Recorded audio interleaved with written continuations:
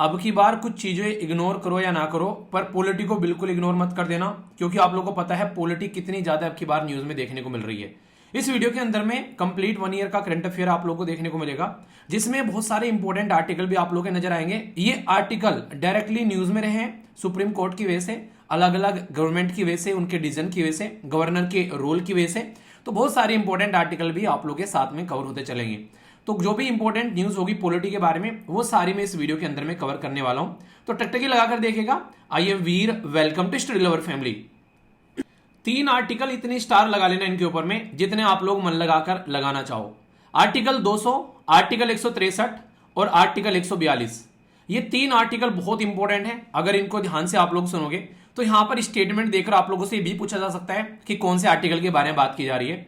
हमारे देश में जब हम लोग किसी भी बिल को एक्ट बनाते हैं तो यहां पर सेंट्रल गवर्नमेंट का प्रोविजन जो है उसमें प्रेसिडेंट जो है वो अप्रूवल दे देते हैं, आराम से काम चल जाता है, क्योंकि प्रेसिडेंट जो है वो एड एंड एडवाइस पर काम करते हैं हमारे देश की सेंट्रल गवर्नमेंट के ऊपर में। पर लेकिन अगर बात करें गवर्नर के बारे में, भाई यहां पर पेंच फंस जाते हैं, क्योंकि अगर जिस राज्य में सेम गवर्नमेंट है जो सेंट्रल गवर्नमेंट है तो वहां तो काम नॉर्मल चलता है, पर जहां पर सेंट्रल गवर्नमेंट अलग है और स्टेट गवर्नमेंट अलग है, भाई वहां पर जो है सींग लड़ जाते हैं। और ऐसे सींग आप लोग को हमेशा लड़ते हुए नजर आए।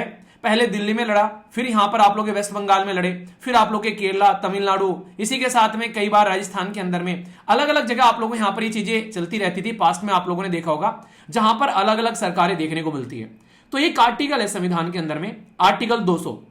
ये आर्टिकल बहुत इंपॉर्टेंट है। यहां पर इस आर्टिकल के अंदर में ये प्रोविजन है कि अगर गवर्नर के पास में अगर कोई बिल जाता है तो वो उसके साथ में क्या क्या कर सकते हैं, या तो वो उसको परमिशन दे दे, या उसको वो विदहोल्ड कर ले, या उसको वो रिटर्न कर दे, या फिर वो उसको प्रेसिडेंट के लिए रोक के रख ले। यहां पर तो गवर्नर क्या करते थे, यहां पर इस आर्टिकल का इस्तेमाल कर भाई स्टेट को काम नहीं करने देते थे और स्टेट जो है वो पैरालाइज हो जाता था। इसकी वजह से दिक्कतें निकल कर आती थी। तो फिलहाल के टाइम पर जब यहां पर जनता के द्वारा चुनी गई गवर्नमेंट है, स्टेट गवर्नमेंट, और यहां पर प्रेसिडेंट जो है, यहां पर गवर्नर जो है बिल को रोक कर बैठ गए, गवर्नर ने प्रेसिडेंट के पास भेज दिया, प्रेसिडेंट रोक कर बैठ गए, तो बड़ी दिक्कत हो रही थी यहां पर। तो इसी को लेकर सुप्रीम कोर्ट ने यहां पर अभी जो डिसीजन दिया उसने सब कुछ बदल के रख दिया काफी लार्ज स्केल पर। तो आर्टिकल 200 जो है ये गवर्नर को बेसिकली 4 तरीके बताता है, जो मैंने बताया कि ये तो एसेंट दे दो, बिल को परमिशन दे दी, या फिर बिल को रोक कर रख लो, या रिटर्न कर दो, या प्रेसिडेंट के लिए रोक लो। पर लेकिन यहां पर एक और आर्टिकल है जिसका नाम है आर्टिकल 163। ये आर्टिकल क्या कहता है कि गवर्नर को must aid and advice of the council of minister except in the matter where the description allow, यानी कि जहां पर गवर्नर की जो अपनी बुद्धि का विकास कर सकते हैं उनको वहां पर डिस्क्रिप्शन दे रखा है, जहां पर वो अपने विवेक का इस्तेमाल कर सकते हैं, उनको छोड़कर सब जगह एड एंड एडवाइस पर काम करना है। तो ये जो डिस्क्रिप्शन था यहां पर, इसी ने सारी कहानी जो है खराब कर रखी थी। तो अभी इसी डिस्क्रिप्शन को यहां पर हमारे देश में सुप्रीम कोर्ट के द्वारा आर्टिकल 142 का इस्तेमाल कर कंट्रोल किया जा रहा है, ताकि सिचुएशन को जो है वो थोड़ा सा कंट्रोल किया जा सके।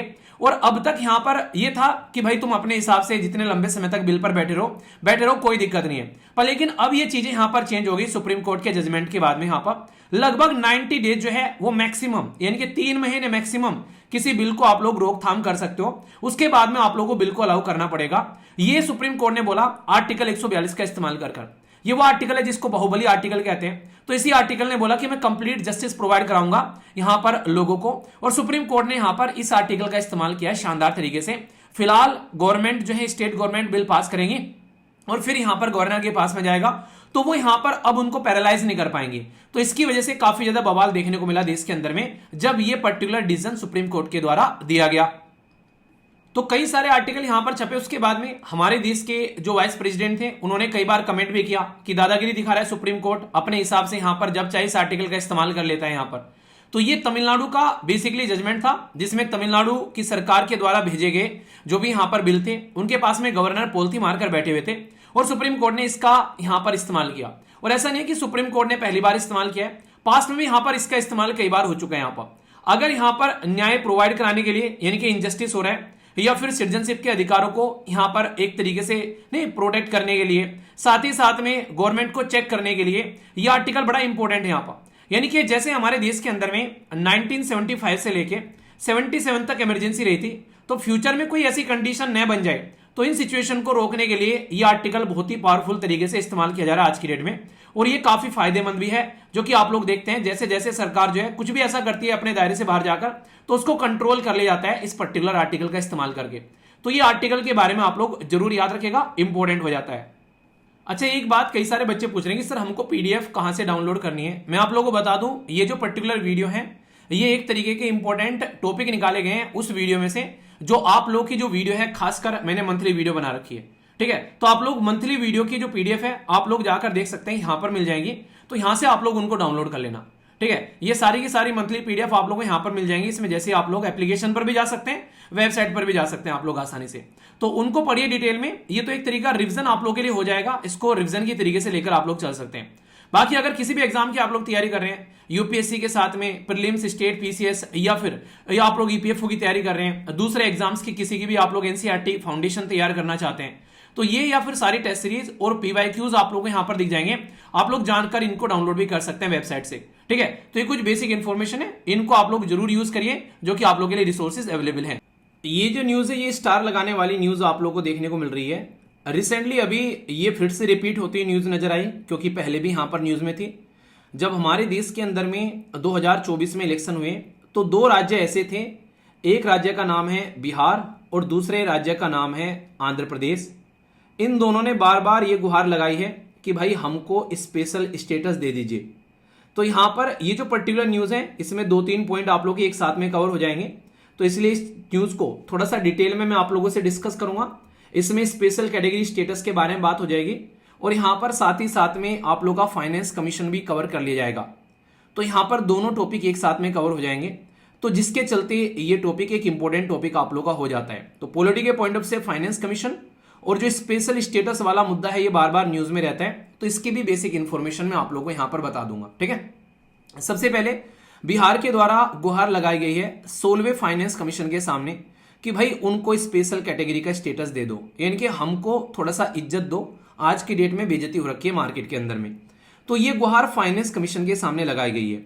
तो फाइनेंस कमीशन जो है, क्या भाई साहब वो सरकार है कि सरकार सुनेगी, फाइनेंस कमीशन सुनेगा? तो याद रखना, फाइनेंस कमीशन एक ऐसी बॉडी है जो कि संविधान के अंदर में आर्टिकल 280 के अंदर में रखी गई है।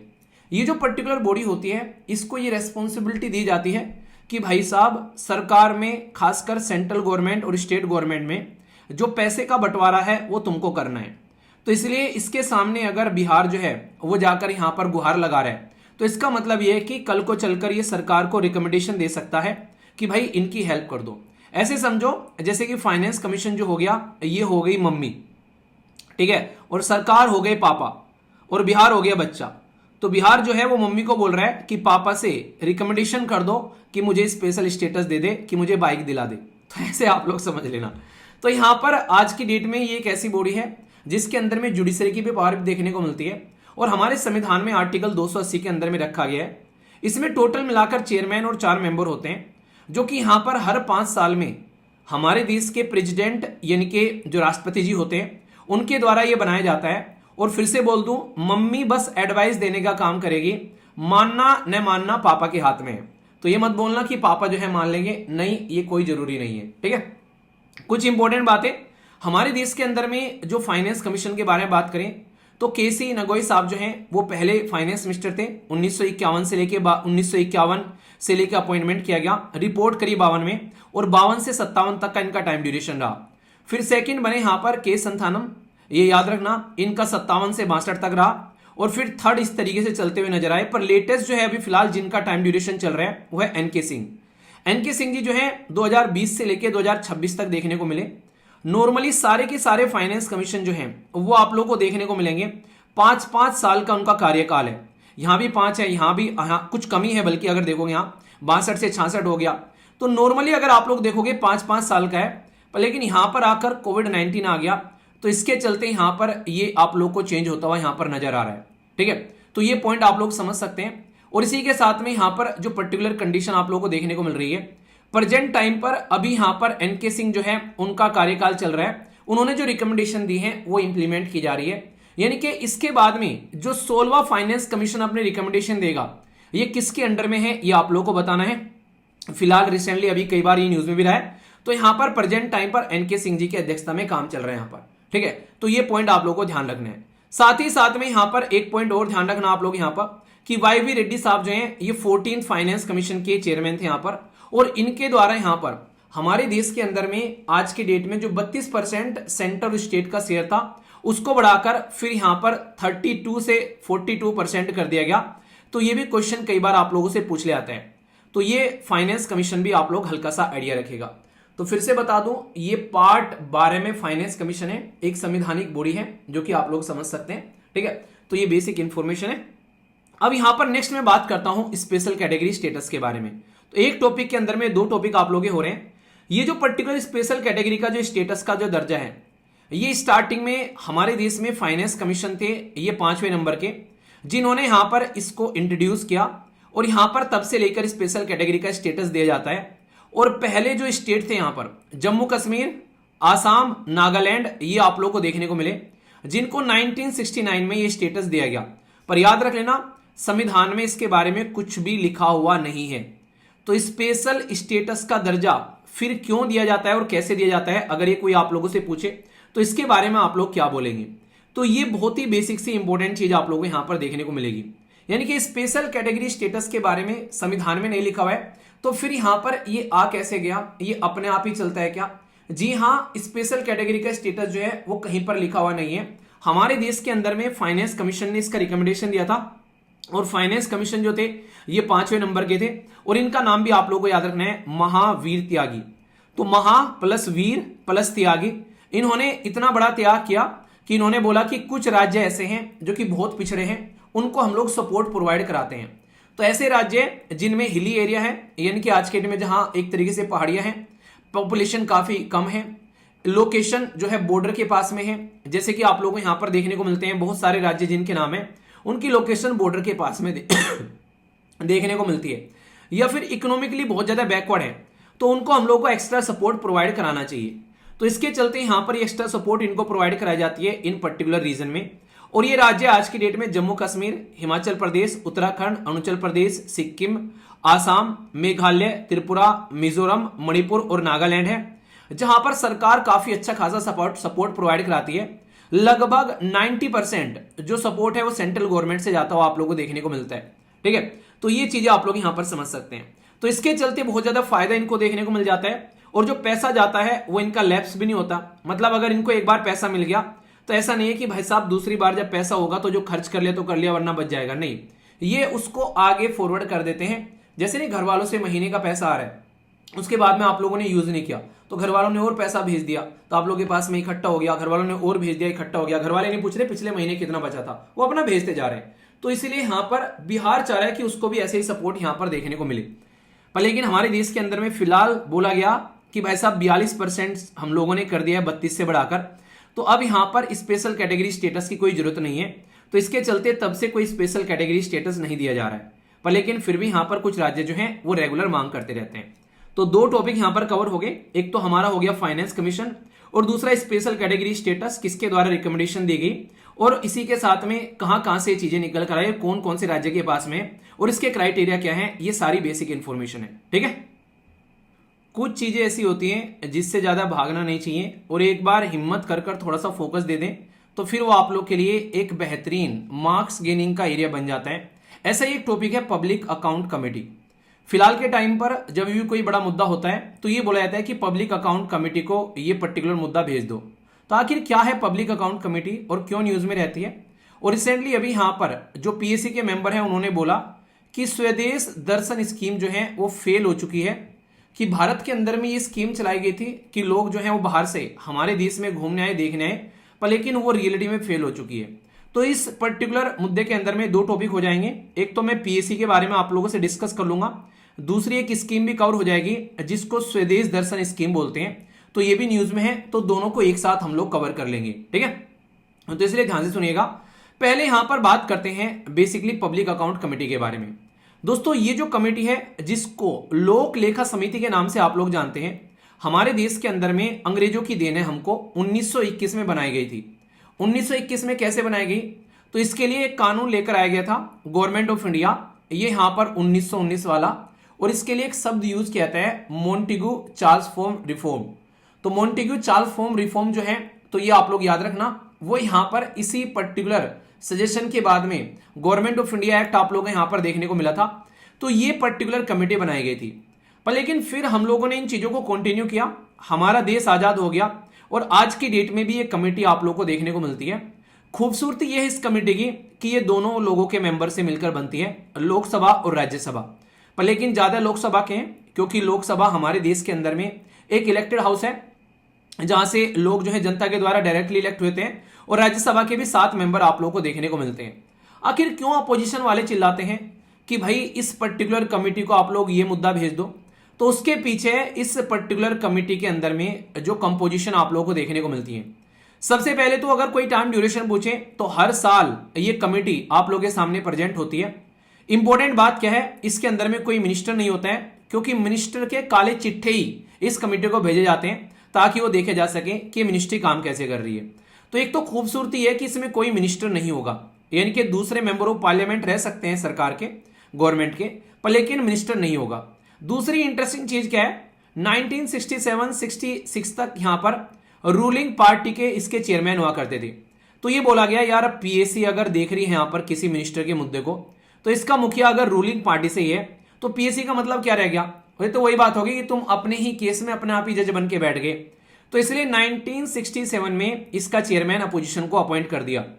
तो तब से लेके यानी कि 1967 से लेके आज तक का इसके मुखिया अपोजिशन के लोग रहते हैं। इसीलिए बार बार जो भी मुद्दा उठता है वो कहते हैं पीएसी को सेंड कर दो, क्योंकि ना तो मिनिस्टर रहेगा ना ही रूलिंग पार्टी का चेयरमैन रहेगा, तो अपोजिशन के हाथ में एक हथियार आ गया है यहां पर। इसीलिए पीएसी जो है वो इतनी पावरफुल हो गई है।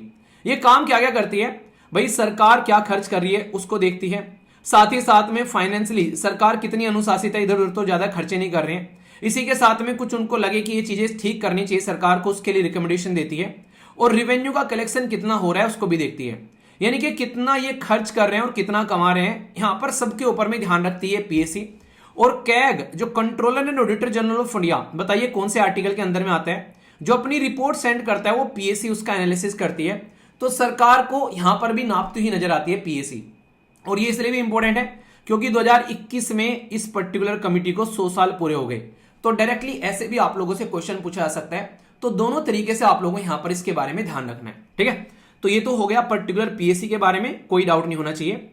अब यहां पर बात करता हूं इस स्कीम के बारे में जिसका नाम है स्वदेश दर्शन स्कीम।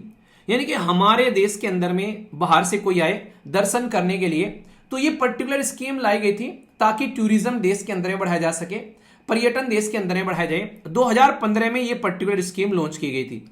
तो इसलिए इंपॉर्टेंट हो जाता है 2015 से लेकर 25 तक का। अब इसको 10 साल पूरे आप लोग के यहां पर होते हुए नजर आए, तो इसके चलते यहां पर इसका एनालिसिस करने की बात की गई कि भाई साहब आप लोग देख सकते हो कि जैसे 2025 में इसको 10 साल हो रहे हैं, ठीक है। तो 2025 में इसको 10 साल हो गए हैं बेसिकली, ये आप लोग बोलो। तो जब 10 साल हो गए हैं 2025 में इस पर्टिकुलर रिपोर्ट को, तो कमिटी इस पर्टिकुलर स्कीम को, तो एनालिसिस करना बनता है कि यार ये स्कीम आप लोग लेकर आए थे, क्या फायदा क्या नुकसान। तो यहां पर मिनिस्ट्री ऑफ टूरिज्म के द्वारा यहां पर ये स्कीम लॉन्च की गई थी। पहला तो पॉइंट याद रखना कि ये मिनिस्ट्री ऑफ टूरिज्म की स्कीम है, साथ ही साथ में ये सेंट्रली फंडेड स्कीम आप लोगों को देखने को मिलेगी। यानी कि मुद्दा ये था कि हम लोग अपने देश के अंदर में जो टूरिस्ट डेस्टिनेशन है, जैसे कि बुद्धिस्ट सर्किट डेवलप करना, कोस्टल एरिया में लोगों को भेजना, डेजर्ट में सफारी करवाना, इको सर्किट तैयार करना, हेरिटेज सर्किट, हिमालयन रीजन में किर्सन सर्किट, तो वो सारी ऐसी चीजें बनाई गई। गांव वाले एरिया में किसी को घूमने जाना है, सूफी सर्किट बनाया। तो ज्यादा से ज्यादा लोग देश के अंदर में आए और घूमकर अलग अलग जगह आए यहां पर। तो ऐसे कर कर इन्होंने 500 से ज्यादा डेस्टिनेशन लगभग 31 स्टेट में और लगभग 15 थीम के साथ में तैयार किए ताकि लोगों को टूरिज्म के लिए प्रेरित किया जा सके।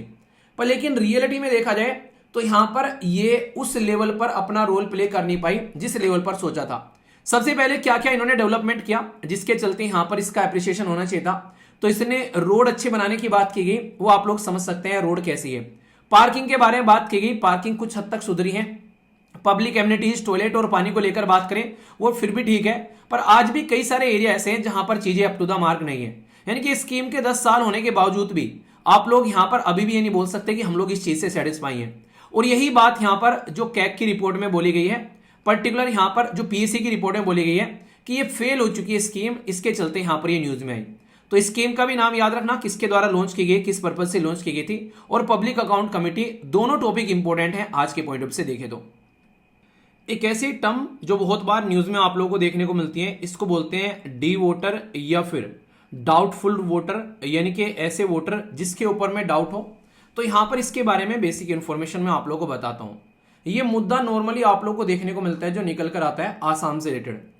आसाम हमारे देश के अंदर में एक नॉर्थ ईस्ट में आप लोगों को राज्य देखने को मिलेगा जो कि कई सारे राज्य से बाउंड्री टच करता है। अरुणाचल प्रदेश, नागालैंड, मणिपुर, मिजोरम, त्रिपुरा, मेघालय, और इसी के साथ में आप लोगों को यहाँ पर आसाम जो है वो बेसिकली वेस्ट बंगाल के साथ भी टच करता हुआ नजर आता है। तो आसाम में कई बार कई सारे बाहर से लोग आते हुए नजर आते हैं, और यहाँ पर फॉरेन से भी आप लोगों को बहुत सारे लोग जो है यहाँ पर एंट्री करते हुए नजर आते हैं। तो इसीलिए यहां पर इन पर्टिकुलर वोटर्स को डी वोटर या फिर डाउटफुल वोटर यहां पर बोल दिया गया। पर्टिकुलर वोटर इन आसाम, इन लोगों को बोला गया जो कि प्रॉपर अपना डेटा नहीं बता सकते, यानी कि वो जिनको बोला गया कि तुम प्रूफ करो कि तुम इंडियन सिटीजन हो, तो वो यहां पर इंडियन सिटीजन होने का उनके पास में कोई प्रूफ नहीं है। ठीक है, इसी के साथ में उनका जो केस है फॉरेनर ट्रिब्यूनल के सामने पेंडिंग पड़ा हुआ है, जिनके केस चल रहे हैं। ठीक है, उनको हमारे देश के अंदर में इलेक्शन में पार्टिसिपेट नहीं करने दिया जाता है, ना ही उनको इलेक्शन कॉन्टेस्ट करने दिया जाता है। तो इसलिए इनके आइडेंटिफाई जो है वो डी वोटर की तौर पर की गई इलेक्टोरल रोल के अंदर में, ताकि ये वोट वगैरह न डाल सके। खासकर जो एक तरीके से प्रूफ नहीं है कि भाई साहब ये रियलिटी में वोटर हैं, तो इलेक्शन के चलते यहां पर ये दिक्कत भी क्रिएट कर सकते हैं, उस रीजन का वोटर टर्नआउट चेंज कर सकते हैं, तो यहां पर हरा जिता सकते हैं किसी भी पॉलिटिकल पार्टी को। तो इस चीज को ध्यान में रखते हुए 1997 में हमारे देश के अंदर में इलेक्शन कमीशन ऑफ इंडिया के द्वारा ये डी वोटर वाला सिस्टम जो है वो इंट्रोड्यूस किया गया। तो याद रखना 1997 में आसाम के अंदर में इलेक्शन कमीशन ऑफ इंडिया ने ये सिस्टम इंट्रोड्यूस किया डी वोटर के लिए। यहां पर ये पर्टिकुलर सिस्टम हमारे देश के अंदर में निकल कर आया। ये जो डाउटफुल वोटर हैं, ये डाउटफुल सिटीजन भी इनको बोलते हैं कई बार, ये हमारे देश के अंदर में जो सिटीजनशिप एक्ट है 1955 का, उसके अंदर भी यहां पर इनको डिफाइन नहीं किया गया है, और ना ही सिटीजनशिप रूल 2003 के उनके अंदर भी डिफाइन नहीं किया गया है। तो इसके बारे में नॉर्मली क्वेश्चन ये बनता है कि भाई ये कौन है, किस तरीके की आप लोग कैटेगरी देखने को मिलती है। तो याद रखना जो कि प्रूफ नहीं कर पाए सिटीजन है हमारे देश के अंदर में, उनको डाउटफुल कैटेगरी में रखा गया है, बाहर से आ रखे हैं, इलेक्शन में पार्टिसिपेट नहीं करने दिया जाता है। और 1997 में ये कैटेगरी ऐड की गई इलेक्शन कमीशन ऑफ इंडिया के द्वारा। खासकर अगर बात करें जब आसाम के अंदर में ये चीजें यहां पर चल रही थी, तो इसके चलते डी वोटर जो है वो टाइम टू टाइम आप लोग को न्यूज में देखने को मिलता है। ठीक है, एक क्वेश्चन मैं आप लोगों से पूछना चाहूंगा यहां पर कि हमारे देश के अंदर में अगर आप लोग बात करते हैं सिटीजनशिप के बारे में, तो याद रखना आप लोग को ये पॉइंट याद भी होना चाहिए कि हमारे संविधान के अंदर में पार्ट 2 में सिटीजनशिप के बारे में बात की गई है, और आर्टिकल 5 से लेके आर्टिकल 11 तक सिटीजनशिप आप लोगों को देखने को मिलती है, जिसमें सिटीजनशिप ले कैसे सकते हैं और सिटीजनशिप छोड़ कैसे सकते हैं, वो सारे के सारे मुद्दे आप लोगों को यहां पर इसके अंदर में देखने को मिलते हैं। तो यहां पर भी कहीं डी वोटर के बारे में कोई जिक्र नहीं किया गया, क्योंकि 1997 में ये पर्टिकुलर न्यू कैटेगरी ऐड की गई है इन लोगों को डिफाइन करने के लिए।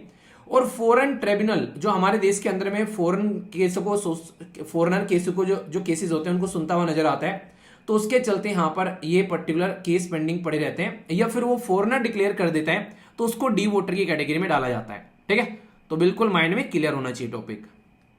एक छोटी सी वर्ड इंपॉर्टेंट न्यूज है यहां पर याद रखना, बीसीआई यानी कि बार काउंसिल ऑफ इंडिया ने अभी यहां पर जो एडवोकेट यहां पर जो भी होते हैं वो क्या कर रहे हैं, एक्टर और इन्फ्लुएंसर का यूज कर रहे हैं अपने काम को सोशल मीडिया पर प्रमोट करने के लिए।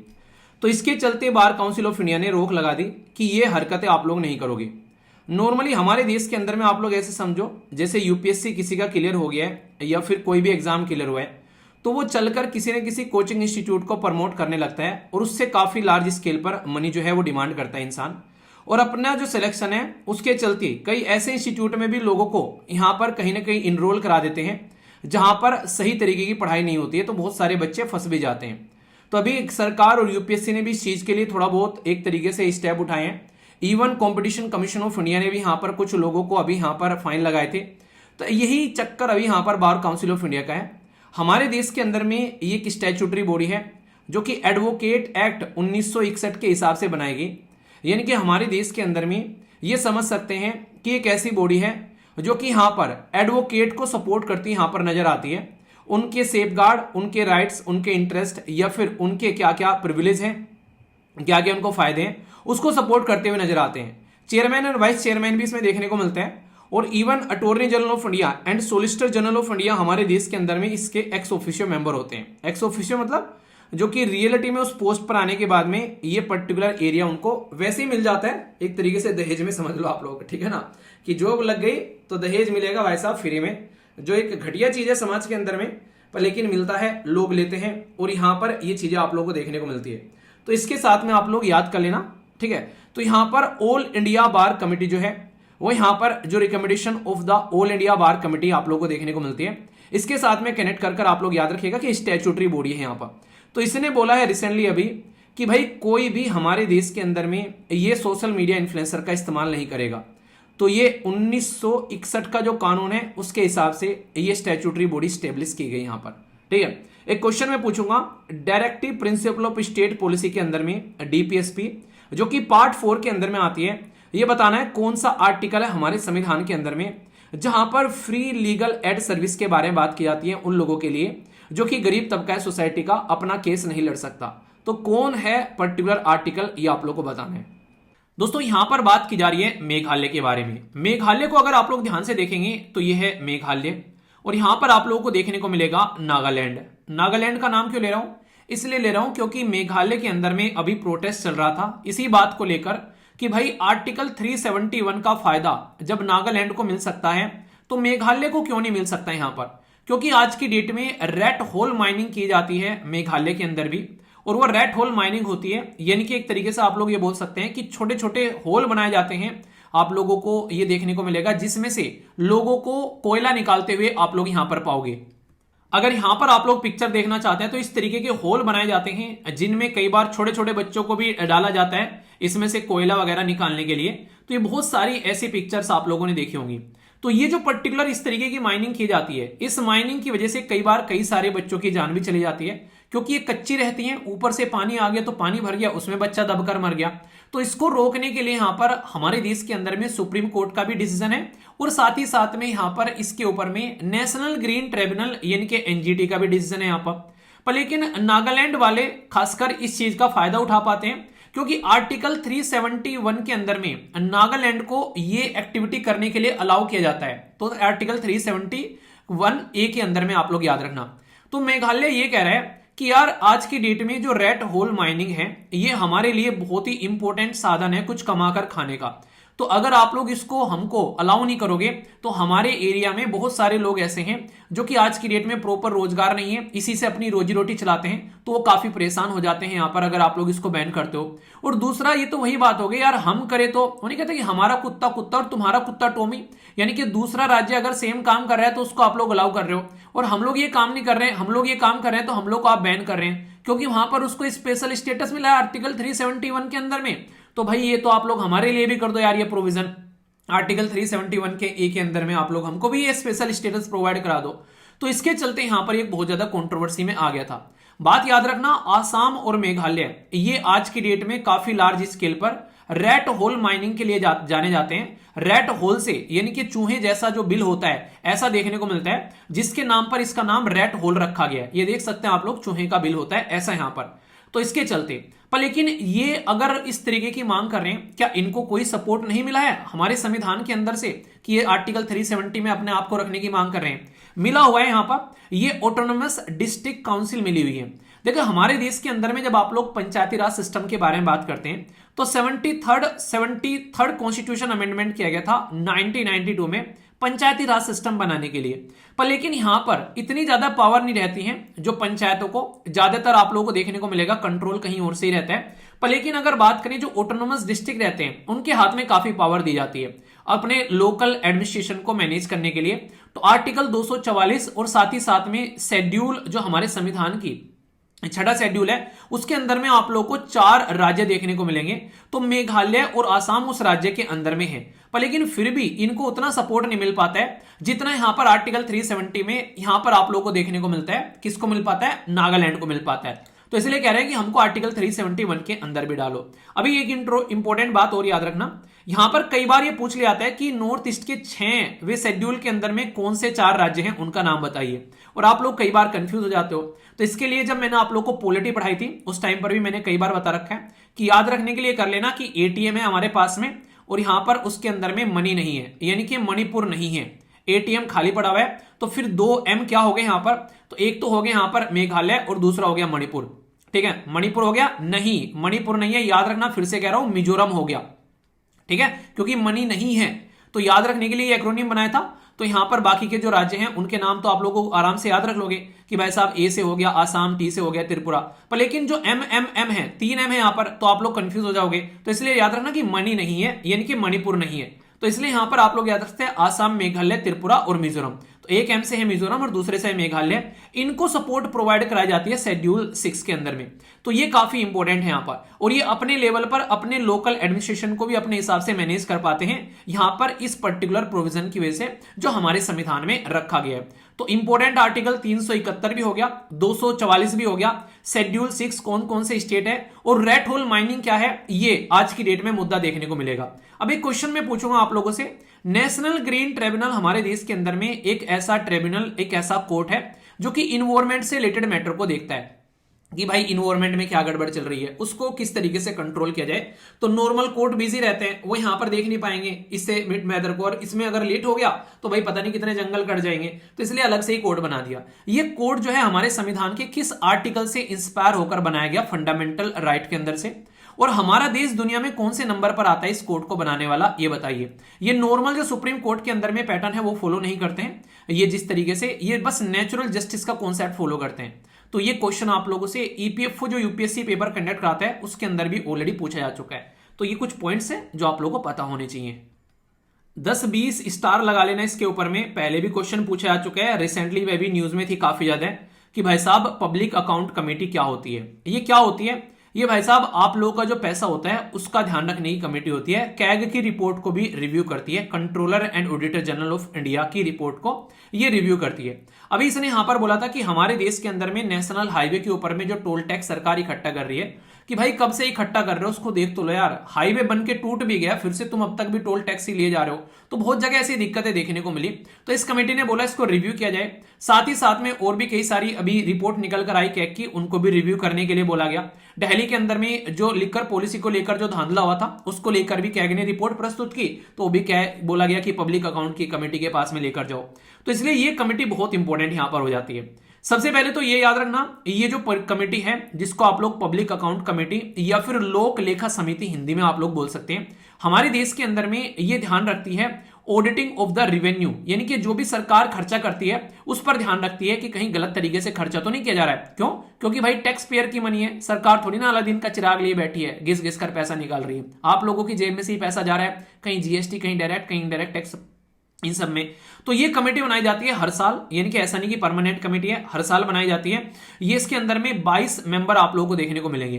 ठीक है, तो 22 मेंबर है यहाँ पर जो कि 1 साल के लिए यहाँ पर आप लोगों के लिए आते हैं काम करने के लिए। सबसे इंटरेस्टिंग बात जो है इसके अंदर में जो चेयरमैन है वो स्पीकर के द्वारा अपॉइंट किया जाता है, और याद रखने वाली बात यहां पर यह है कि चेयरमैन जो होता है वो अपोजिशन से रहेगा। रीजन क्या है? रीजन ये कि अगर अपोजिशन से चेयरमैन नहीं रहेगा, भाई साहब अगर सरकार से ही रहेगा तो सरकार का ही खर्चा है, सरकार का ही चेयरमैन हो गया, फिर तो भाई आ चुके रिजल्ट वगैरह, वो तो अपने हिसाब से काम करेगा ना फिर। और दूसरी इंटरेस्टिंग बात क्या है, कोई भी मिनिस्टर इसके अंदर में मेंबर नहीं होगा। क्यों? क्योंकि मिनिस्ट्री के काले चिट्ठी तो चेक करने के लिए बना रखी है, और मिनिस्टर को ही आप लोग इससे बैठा दोगे तो मिनिस्ट्री के काले चिट्ठे भी नहीं चेक होने के फिर यहां पर, तो क्या फायदा है इसका? तो ऐसे समझ सकते हो। तो मॉन्टेग्यू ट्रांसफॉर्म रिफॉर्म आप लोगों को याद होगा 1919 में आए थे यहां पर, ये याद रख लेना। इसी के द्वारा ये कमेटी सेट की गई थी। उस रिफॉर्म के अंदर में फिर 2 साल, मतलब 1919 में आए थे, तो फिर यहां पर 3 साल बाद आप लोगों को यहां पर ये कमेटी सेट होती नजर आई थी 1921 में। तो डायरेक्ट क्वेश्चन पूछा जाए तो क्या क्या पॉइंट बन सकते हैं? टोटल मेंबर कितने हैं? 1 साल के लिए बनाई जाती है, स्पीकर अपॉइंट करते हैं चेयरमैन को, अपोजिशन से इसके चेयरमैन होते हैं। ये 1919 में चार्ज फॉर्म रिफॉर्म आया था, उससे बनाई गई थी, 1921 में बनाई गई थी, 2021 में इसको पूरे 100 साल पूरे हो गए थे। उस टाइम पर भी दुनिया भर के क्वेश्चन पर्टिकुलर इस पब्लिक अकाउंट कमेटी से पूछे गए थे। तो इसलिए कह रहा था बहुत ही इंपॉर्टेंट है, स्टार लगा लेना, न्यूज में रेगुलर रहती है, कोई भी मुद्दा जाता है पब्लिक अकाउंट कमेटी को कह देते हैं अपोजिशन वाले। क्यों? क्योंकि अपोजिशन के हाथ में पावर होती है इस कमेटी के अंदर में, वो चेयरमैन रहते हैं और ऊपर से कोई मिनिस्टर भी नहीं रहता है। ठीक है।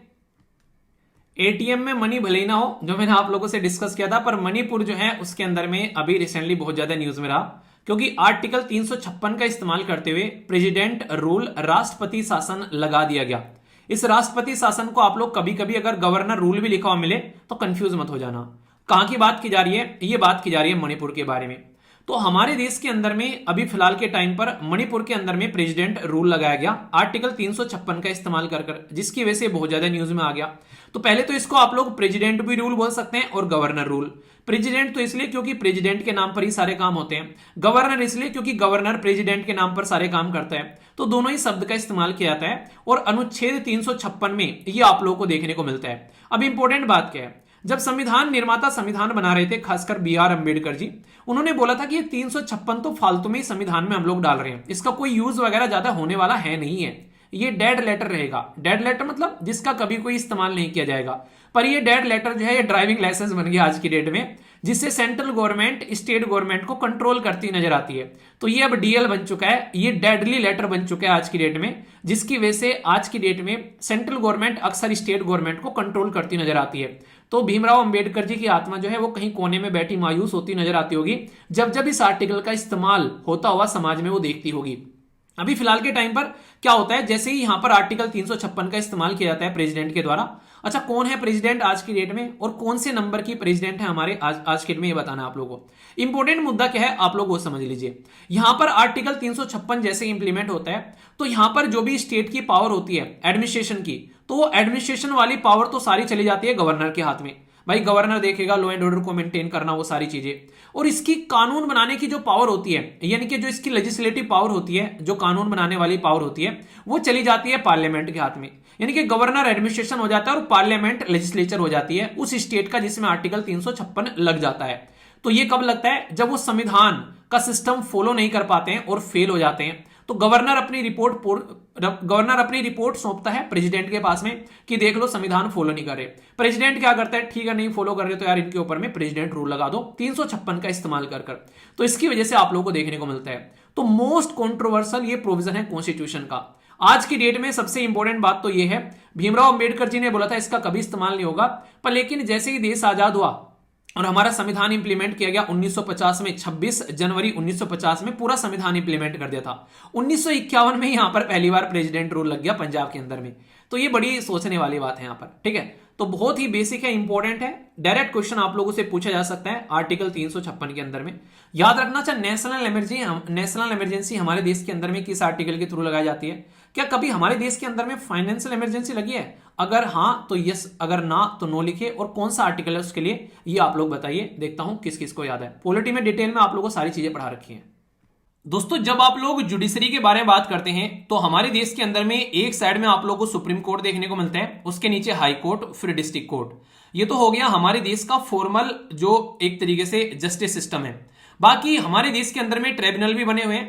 ट्रिब्यूनल जो है वो इसलिए बनाए गए थे ताकि हमारे देश के अंदर में जो पर्टिकुलर एरिया के अंदर में कोई पर्टिकुलर मुद्दा है उसको निपटाया जा सके, लंबे समय तक वो पेंडिंग न पड़ा रहे।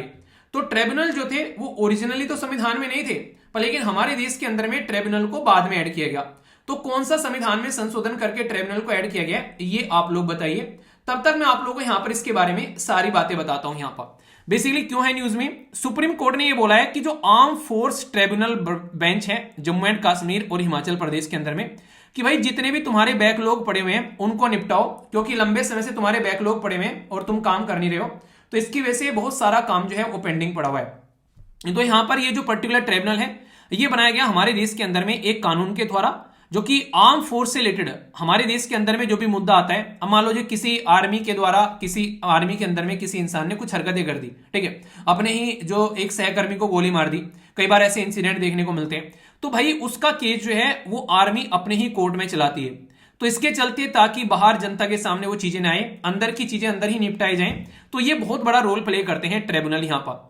तो यहां पर ये जो आर्म फोर्स ट्रिब्यूनल एक्ट है 2007 में ये लाया गया और फिर 2009 में ये कानून बनाया गया। और ये सबसे पहले इसका रिकमेंडेशन दिया गया था 1969 रिपोर्ट जो आई थी लॉ कमीशन की, कि ऐसा कुछ होना चाहिए हमारे देश के अंदर में। और ये ट्रिब्यूनल बनाने की बात कैसे निकल कर आई, आप लोग खुद सोचो ये चीज कि हमारे देश के अंदर में ओरिजिनली तो थे नहीं भाई साहब ट्रिब्यूनल वगैरह, पर लेकिन 42वां संविधान में संशोधन जब किया गया 1976 के अंदर में, उस टाइम पर क्या किया गया कि भाई दो आर्टिकल 323A और आर्टिकल 323B, ये आर्टिकल ऐड किए गए 323B, तो ये आर्टिकल ऐड किए गए ट्रिब्यूनल बनाने के लिए हमारे देश के अंदर में। तो जितने भी आज की डेट में एडमिनिस्ट्रेटिव ट्रिब्यूनल आप लोगों को देखने को मिलते हैं वो सारे आप लोगों को यहां पर ए के अंदर में आते हैं, और बाकी उसके द्वारा जो भी बच्चे कुछ ट्रिब्यूनल है वो बी के अंदर में यहां पर आप लोगों को देखने को मिलते हैं। तो ट्रिब्यूनल इसीलिए बनाए गए देश के अंदर में ताकि बहुत सारे मुद्दों को यहां पर संभाला जा सके। तो ये अलग अलग लेवल पर आप लोगों को देखने को मिलते हैं, जैसे कैट हो गया जिसको आप लोग सेंट्रल एडमिनिस्ट्रेटिव ट्रिब्यूनल बोलते हो, सेट हो गया स्टेट एडमिनिस्ट्रेटिव ट्रिब्यूनल, जिसी के साथ में JAT हो गया joint administrative tribunal, national green tribunal. तो बहुत सारे ऐसे ट्रिब्यूनल बना रखे ताकि पर्टिकुलर एरिया के पर्टिकुलर मैटर को फटाफट निपटाया जा सके। तो ये पॉइंट आप लोग समझिएगा। तो इसमें जो भी इनकी duties, responsibilities, appointment, enrolment, condition of service जो होती है वो ये कानून जो है वो डिसाइड करता है। यहाँ पर प्रिंसिपल ब्रांच तो इसकी न्यू दिल्ली के अंदर में है, और बाकी अलग अलग रीजनल ऑफिस है जो कि यहां पर इसके अंदर में जुडिशियल मेंबर और एडमिनिस्ट्रेटिव मेंबर दोनों देखने को मिलते हैं। तो ये आप लोगों के सामने ट्रिब्यूनल निकल कर आते हैं। हमारे देश के अंदर में जो नेशनल ग्रीन ट्रिब्यूनल है वो कौन से आर्टिकल से इंस्पायर करके बनाया गया, तो ये क्वेश्चन कई बार एग्जाम में पूछा जा चुका है और रेगुलर वीडियो में मैंने आप लोगों से डिस्कस भी किया है। तो याद रखना 42nd कॉन्स्टिट्यूशन अमेंडमेंट आर्टिकल भी आप लोगों को थोड़ा सा पता होना चाहिए। ओरिजिनली संविधान में नहीं थे, बाद में ये बनाए गए जस्टिस सिस्टम को फास्ट करने के लिए, जुडिशरी के ऊपर में जो बैकलॉग है उसको डिक्रीज करने के लिए बहुत बड़ा रोल प्ले करते हैं ये ट्रिब्यूनल। ये कॉन्सेप्ट रिसेंटली बहुत ज्यादा न्यूज में आया जब यहां पर बात की गई डॉक्ट्रिन ऑफ मर्जर के बारे में, यानी कि इसको हिंदी में बोलते हैं विलय का सिद्धांत। तो यहां पर क्या है ये डॉक्ट्रिन ऑफ मर्जर और क्यों यहां पर जो सुप्रीम कोर्ट है उसने एक्सप्लेन किया इसको ताकि चीजों को सिस्टमेटिक वे में आगे लेकर चला जा सके। बहुत ही प्यारा सा कॉन्सेप्ट है, यहां पर आसान शब्दों में समझते हैं। मान लीजिए कोई डिसीजन जो है वो यहां पर अलग अलग हाई कोर्ट ने अलग अलग डिसीजन दे दिए किसी मुद्दे को लेकर, ठीक है। मान लीजिए कहीं पर कोई एक तरीके का कोई इंसिडेंट हुआ है, उसको लेकर एक हाई कोर्ट है ए, उसने कोई डिसीजन दिया, बी हाई कोर्ट है उसने कोई डिसीजन दिया यहां पर। तो यहां पर इसका मतलब क्या होगा कि मुद्दा तो एक ही था भाई साहब, ठीक है। उस मुद्दे पर यहां पर दो अलग अलग हाई कोर्ट ने अलग अलग डिसीजन दे दिए।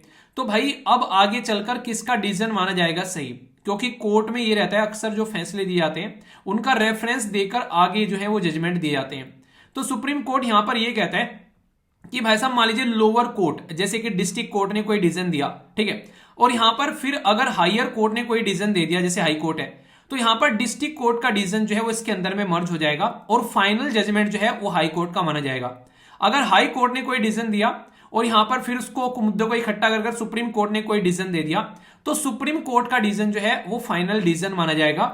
ये एक तरीके का लीगल रिलेशनशिप है ताकि जो डिक्री पास की जाती है डिफरेंट जुडिशियल फोरम के द्वारा हायरार्की में, यानी कि सबसे ऊपर सुप्रीम कोर्ट, फिर हाई कोर्ट, फिर डिस्ट्रिक्ट कोर्ट, इस तरीके से। तो यहां पर जो ऑपरेटिव और जो बाइंडिंग होना चाहिए वो ओनली वन होना चाहिए, वरना इतना कंफ्यूजन होगा जजमेंट देने में जिसकी कुछ हद नहीं है और प्रॉपर जजमेंट नहीं दिया जाएगा, और इसकी वजह से बहुत सारी अस्पष्टता यानी कि एम्बिग्यूटी बनी रहेगी और कौन सा इन्फोर्स करना है, कौन सा बाइंडिंग होगा उसका भी पता नहीं चला पाएंगे। तो इसलिए इसको कहते हैं डॉक्ट्रिन ऑफ मर्जर, जिसमें यहां पर यह रहता है कि लोअर कोर्ट का डिसीजन जो है वो मर्ज कर दिया जाएगा जब हायर कोर्ट जो है ऐसा कोई उसके ऊपर में डिसीजन सुनाएगा, ताकि फाइनल जजमेंट जो है उसको प्रॉपर सिस्टमेटिक वे में फॉलो किया जा सके, ठीक है। तो ये बहुत ही बेसिक सा कॉन्सेप्ट है जो कि आप लोगों से क्वेश्चन की फॉर्म में पूछा जा सकता है। ये भी पॉलिटी का एक बड़ा ही प्यारा सा कॉन्सेप्ट है जिसको बोलते हैं विप। विप क्या होता है, यहां पर इसको हिंदी में बोलते हैं सचेतक, यानी कि एक तरीके से इंसान को किसी चीज के बारे में इंफॉर्म करना कि भाई ऐसा कुछ तुमको करना है। और ये पॉलिटिकल पार्टी का एक तरीके से आप लोग बोल सकते हैं कि ऑफिशियल एक जॉब है जिसको लेकर इसका इस्तेमाल किया जाता है पार्टी के अंदर में डिसिप्लिन को मेंटेन रखने के लिए। विप जो है वो इन्फोर्स किया जाता है किसी भी पॉलिटिकल पार्टी के द्वारा। तो हमारे देश के अंदर में जो पॉलिटिकल पार्टी है वो अपने कैंडिडेट को डिसिप्लिन में लाने के लिए विप का इस्तेमाल करती है। तो इसमें 1 लाइन विप, 2 लाइन विप और 3 लाइन विप होती हैं। इनके बारे में भी आप लोगों से बात करूंगा। यहां पर जो भी पार्टी विप इस्तेमाल करती है उसके साथ में बेसिकली सिस्टम ये रहता है कि वो ये बोलती है कि हमारा पर्टिकुलर आज की डेट में किस चीज को लेकर फोकस रहने वाला है और सबको उसी डायरेक्शन में काम करने हैं। यानी कि विप जो है वो लोगों को भेड़ चाल चलाने के लिए यूज की जाती है, ऐसा भी आप लोग बोल सकते हैं कि जिधर हम जाएंगे उधर ही तुमको जाना है। तो 3 तरीके की विप होती है, एक को बोलते हैं 1 लाइन विप, दूसरे को बोलते हैं 2 लाइन विप और तीसरे को बोलते हैं 3 लाइन विप। तो पहले हम लोग एक एक कर देखते हैं। जैसे बात कर ली 1 लाइन विप के बारे में, तो 1 लाइन विप क्या होती है? 1 लाइन विप जो है वो यहां पर ये बोलती है, अगर पॉलिटिकल पार्टी ने 1 लाइन विप जो है वो इश्यू कर दी है यहां पर कि भाई साहब हाँ ऐसा कुछ कर रहे हैं, तो 1 लाइन विप इश्यू करती है कि मेंबर को ये बताना कि भाई साहब वोट होने वाला है, ठीक है, वोट के बारे में बताना कि वोट होने वाला है।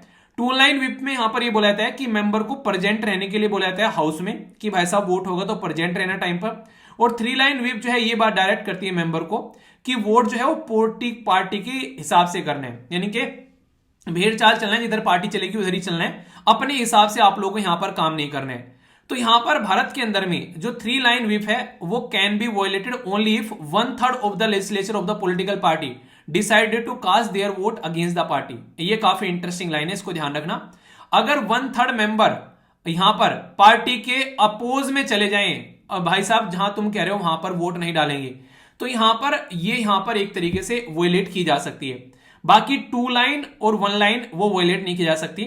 यानी कि यहां पर 1 लाइन का मतलब होता है कि मेंबर को इन्फॉर्म करना कि वोट होने वाला है, 2 लाइन का मतलब है कि हाउस में प्रेजेंट रहना। तो ऐसा तो नहीं होगा कि वैसा वो हाउस में ही ना आए और पार्टी के अपोजिट में जाकर वोट करने, तो तभी पॉसिबल हो पाएगा जबकि पॉलिटिकल पार्टी के 1/3 मेंबर, यानी कि पॉलिटिकल पार्टी में अगर 9 मेंबर हैं तो कम से कम 3 मेंबर जो हैं वो यहां पर अपोजिट में जाकर वोट करें, तो यहां पर इसको वॉयलेशन नहीं माना जाएगा, उसको वॉयलेट किया जा सकता है फिर। यानी कि एक तरीके से पार्टी कुछ गलत कर रही है, बहुत सारे मेंबर सहमत नहीं है उससे। तो ये रिसेंटली अभी न्यूज में था, तो इंपॉर्टेंट कॉन्सेप्ट है, क्वेश्चन बन जाता है, तो डाउट नहीं होना चाहिए, ठीक है दोस्तों। एक शानदार और बेहतरीन टॉपिक आप लोग बोल सकते हैं, स्टार लगाने लायक टॉपिक है यहां पर। ये अभी हमारे देश में केंद्र सरकार के द्वारा क्या किया गया था, standing committee of inter state council जो है वो अपॉइंट की गई थी होम मिनिस्टर अमित शाह जी की अध्यक्षता के अंदर में। तो यहां पर इस पर्टिकुलर जो हेडलाइन है इसमें 2 चीजें हैं, एक तो है इंटर स्टेट काउंसिल और दूसरा है standing committee of inter state council. मतलब ऐसे समझो जैसे इंटर स्टेट काउंसिल वो हो गई हमारी पार्लियामेंट, पर लेकिन पार्लियामेंट तो जो है वो हर टाइम मिल नहीं सकती है, तो इसलिए पार्लियामेंट के जब एक तरीके से सेशन न चल रहे हो उस टाइम पर काम करने के लिए बहुत सारी कमिटीज होती हैं, वो कमिटीज उस टाइम पर काम करती हैं। तो ऐसे समझो कि इंटर स्टेट काउंसिल की ये जो स्टैंडिंग कमेटी है ये वाला काम करेगी कि जब ये काउंसिल काम एक तरीके से काउंसिल जो है उसके बैकएंड में काम पूरा करना होगा तो ये कमेटी पूरा करके इसको देगी, ठीक है। तो यहां पर हम लोग पहले बात करेंगे इंटर स्टेट काउंसिल के बारे में। इंटर स्टेट काउंसिल हमारे देश के अंदर में सबसे पहले जो स्टैब्लिश की गई थी वो की गई थी 1990 में। और क्यों की गई थी, क्यों की जाती है, पहले आप लोग ये समझिए।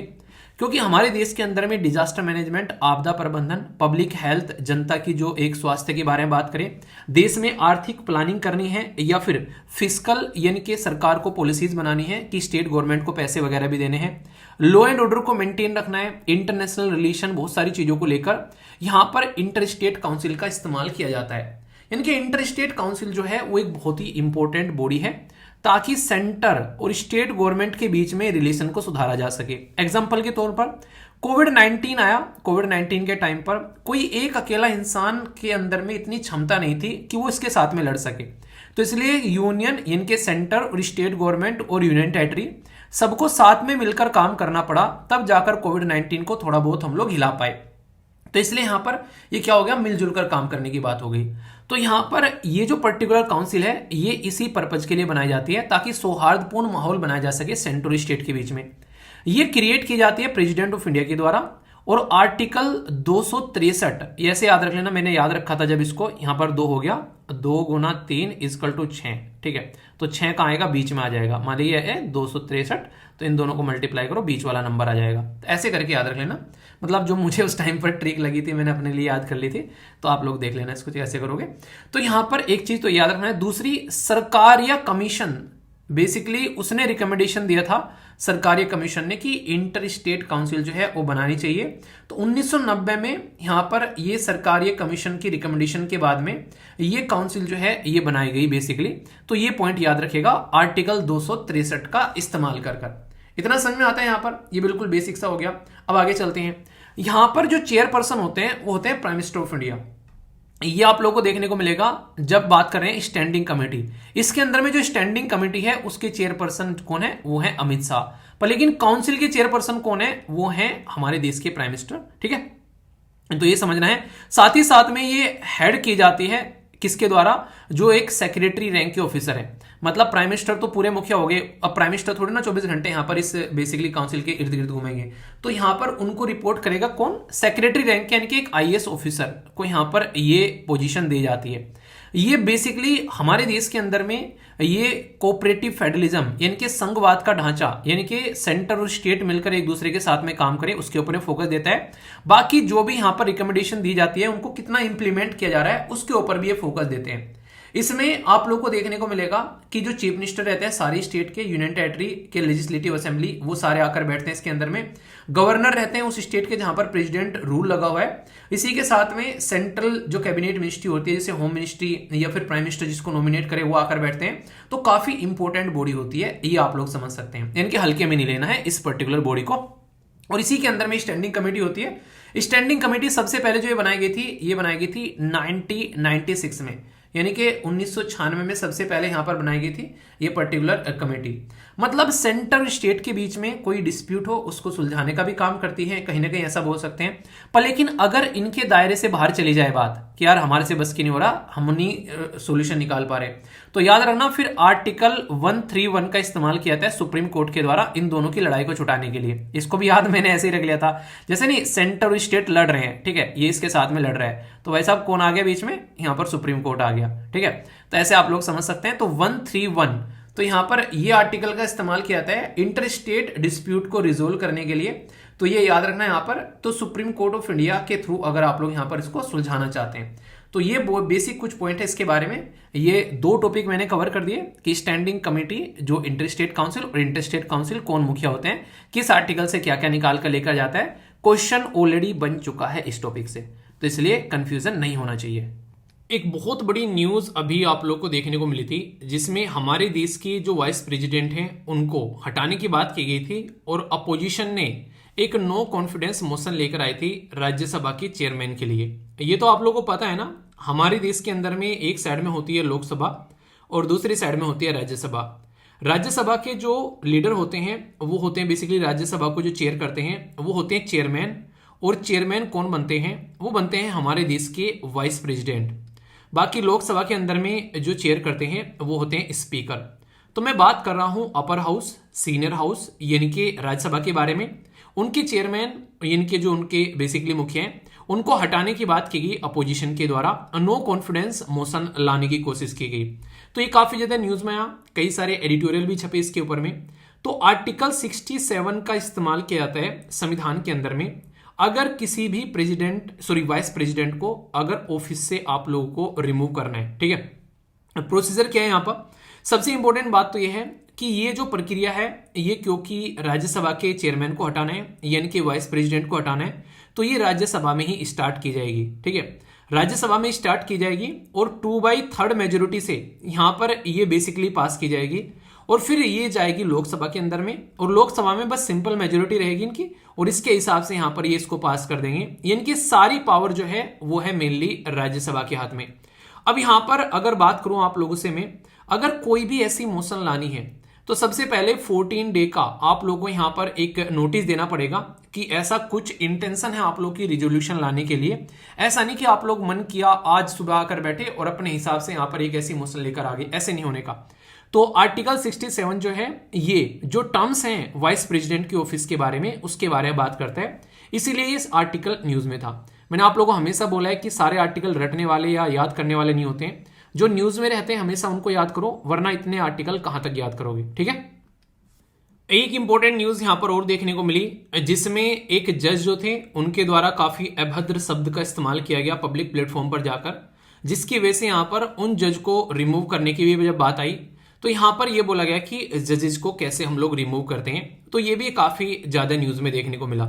तो याद रखना दोस्तों, हमारे देश के अंदर में संविधान में आर्टिकल 124, ये अगर आप लोग किसी भी पर्टिकुलर जज को रिमूव करना चाहते हैं, खासकर अगर बात करते हैं ना किसी भी जज को आप लोग को अपॉइंटमेंट करना है या फिर रिमूव करना है, तो यहां पर अपॉइंटमेंट के बारे में बात करते हैं तो supreme court and high court के जजेस के बारे में तो आप लोगों को यहां पर 2 आर्टिकल देखने को मिलेंगे, 124 और यहां पर 1217। ठीक है, तो ये आप लोग यहां पर ध्यान रखना। इसी के साथ में यहां पर अगर बात करेंगे तो ये आप लोगों को नजर आएगा कि भाई साहब मिसबिहेव या फिर इनकैपेसिटी, यहां पर आप लोग ध्यान रखना, मिसबिहेव या फिर इनकैपेसिटी के बारे में अगर बात करें, इंसान अगर ढंग से एक तरीके से बिहेव नहीं कर पा रहे तो फिर पार्लियामेंट इन 2 चीजों के ऊपर में उस इंसान को हटा सकती है। ठीक है, साथ ही साथ में इसके लिए कानून भी है, जजेस इंक्वायरी एक्ट। ये तो एक बार को याद रखो, आप लोग ना याद रखो, अब जो बताने जा रहा हूं वो प्रोसीजर जरूर याद रखिएगा जहां से क्वेश्चन आप लोगों का बन सकता है। ठीक है, अगर आप लोगों को जजेस को हटाना है तो 2 तरीके से आप लोग इसको लेकर जा सकते हैं पार्लियामेंट में, या तो राज्यसभा में या फिर लोकसभा में।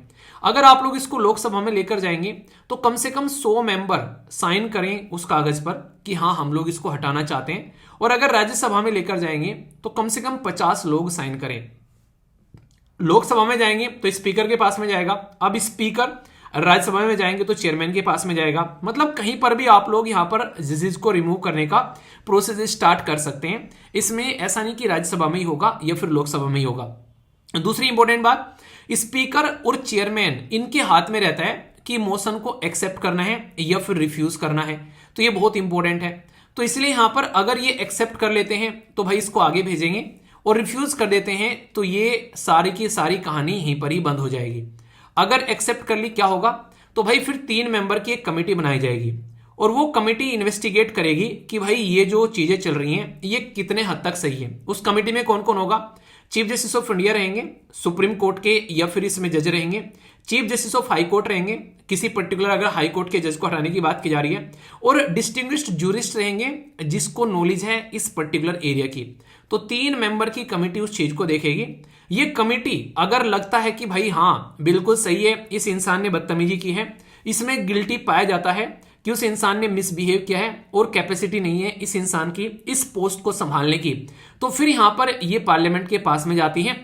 पार्लियामेंट में यहां पर हाउस जो है वो स्पेशल मेजोरिटी से इस पर्टिकुलर रिजोल्यूशन को पास कर देते हैं, और फिर इसको पास करने के बाद में प्रेसिडेंट ऑफ इंडिया को बोलते हैं कि इन जजेस को रिमूव कर दे, क्योंकि पार्लियामेंट की भी सहमति हो चुकी है। तो ये प्रक्रिया बाकायदा क्वेश्चन की फॉर्म में पूछी जाती है कि भाई राज्यसभा से कितने मेंबर, लोकसभा से कितने मेंबर की कमेटी बनाई जाती है, साथ ही साथ में यहां पर कौन कौन से एरिया हैं, तो मिसबिहेव इनकैपेसिटी के बारे में बात की जाती है, स्पेशल मेजोरिटी से हटाया जाता है, और प्रेसिडेंट ऑफ इंडिया फाइनल ये ऑर्डर देते हैं रिमूव करने का, ना कि पार्लियामेंट। एक क्वेश्चन था अभी रिसेंटली एक एग्जाम के अंदर में, बोला गया कि पार्लियामेंट यहां पर ये रिमूव करने का बेसिकली ऑर्डर देती है जजेस को, अगर यहां पर जो एक तरीके से मोशन पास हो जाता है। तो ये बिल्कुल गलत था, क्योंकि प्रेसिडेंट ऑफ इंडिया ऑर्डर देंगे, पार्लियामेंट के हाथ में ये पावर नहीं है। ठीक है, तो ऐसे भी आप लोगों से कई बार जब क्वेश्चन पूछे जाते हैं तो आप लोग कंफ्यूज हो जाते हो, यार ये ऐसा कैसे, तो इस चीज को ध्यान रखिएगा। आप में से कितने एसएलवी फैमिली मेंबर हैं जिनको पता है कि एल्डर मैन का मतलब क्या होता है? सुनने में तो वर्ड समझ में आ रहा है, पर लेकिन रिसेंटली अभी न्यूज में था तो आप लोगों को पता होना चाहिए। ये जो एल्डर मैन है ये यहां पर अभी न्यूज में क्यों आया, क्योंकि सुप्रीम कोर्ट के एक डिसीजन में एल्डर मैन को नॉमिनेट करने के ऊपर में यहां पर डिसीजन दिया गया, जिसमें बात यह की जा रही थी कि एलजी को इससे रिलेटेड पावर होनी चाहिए दिल्ली सरकार के अंडर में कि वो एल्डर मैन को नॉमिनेट कर सके। क्योंकि यहां पर मुद्दा यह है कि अगर किसी इंसान को नॉमिनेट किया जाता है तो यहां पर उसका भी पार्टिसिपेशन आप लोगों को देखने को मिलता है, तो इसलिए इसके बारे में हम लोग यहां पर डिस्कस करेंगे। सबसे पहले तो ये शब्द को थोड़ा सा एक्सप्लेन करके आप लोग देखो, थोड़ा सा इसको नहीं तोड़कर देखो। एल्डर माने ओल्ड, मैन माने पर्सन, यानी कि कोई भी ओल्ड पर्सन। और ओल्ड पर्सन क्या होता है, आप लोगों ने कहावत सुनी होगी, ओल्ड इज गोल्ड। तो इसका मतलब है कि एक ऐसा इंसान जिसके पास में एक एक्सपीरियंस हो। स्टार्टिंग में ये जो टर्म है, ये यहां पर जो ट्राइबल कम्युनिटी हुआ करती थी उनकी, उसमें वो क्या करते थे, अपना जो सबसे बुजुर्ग है उसको यहां पर एक पावर दिया करते थे कि भाई उसकी एडवाइस लेकर हम लोग को काम कर रहे हैं। क्यों? क्योंकि वो इंसान काफी एक्सपीरियंस खिलाड़ी है अपने फील्ड का। आगे चलकर ये पावर जो है राजाओं के पास में चली गई, वॉइसराय के पास में चली गई, और इसी के चलते यहां पर आगे चलकर यहां पर एज से हटाकर इसको एक्सपीरियंस के साथ में कनेक्ट कर दिया, यानी कि एज नहीं, एक्सपीरियंस भी इंसान का मैटर करता है। तो ऐसे चलते चलते ये जो टर्म है ये चेंज होती नजर आई। पर प्रेजेंट टाइम पर यह माना जाता है कि हमारे देश के अंदर में अगर बात करें हम लोग म्युनिसिपल कॉर्पोरेशन के अंदर में, तो दिल्ली के अंदर में अगर हम लोग बात करते हैं तो दिल्ली म्युनिसिपल कॉर्पोरेशन, दिल्ली का नगर निगम अधिनियम जो एक्ट है 1957 का, उसमें जो एडमिनिस्ट्रेटर है यानी कि दिल्ली के जो लेफ्टिनेंट गवर्नर है उनके बारे में बात की जा रही है। वो नॉमिनेट कर सकते हैं 10 ऐसे लोगों को जिनकी एज जो है वो 25 साल से ऊपर है। मतलब कहने का यह है कि मिनिमम एज जो है वो 25 साल से ऊपर होनी चाहिए अगर आप लोगों को नॉमिनेट करना है। क्योंकि आप लोगों को पता है हमारे देश के अंदर में अगर किसी को वोट भी डालनी है तो उसकी एज क्या होनी चाहिए, 18 साल से ऊपर होनी चाहिए। तो 18 से अगर कोई इंसान 25 तक जा रहा है तो इसका मतलब है कि भाई 7 साल का ऑलरेडी उसका एक्सपीरियंस हो चुका है, तो एक एक्सपीरियंस पर्सन है और 25 साल की एज एक डिसेंट एज मानी जाती है। तो ये आप लोग इसको लेकर चल सकते हैं यहां पर। तो ये माना जा रहा है कि इसके पास में एक एक्सपेक्टेड स्पेशल नॉलेज होगी, एक्सपीरियंस होगा एक म्युनिसिपल एडमिनिस्ट्रेशन के बारे में अगर हम लोग बात करें तो, ताकि उसकी एक्सपर्टीज, उसकी जो नॉलेज है, उसका जो एक्सपीरियंस है हम लोग म्युनिसिपल कॉर्पोरेशन के अंदर में इस्तेमाल कर सकें डिसीजन लेने में उन मुद्दों के ऊपर में जो पब्लिक इंपोर्टेंस के हैं। तो यहां पर इस इंसान को कंसीडर हम लोग करेंगे।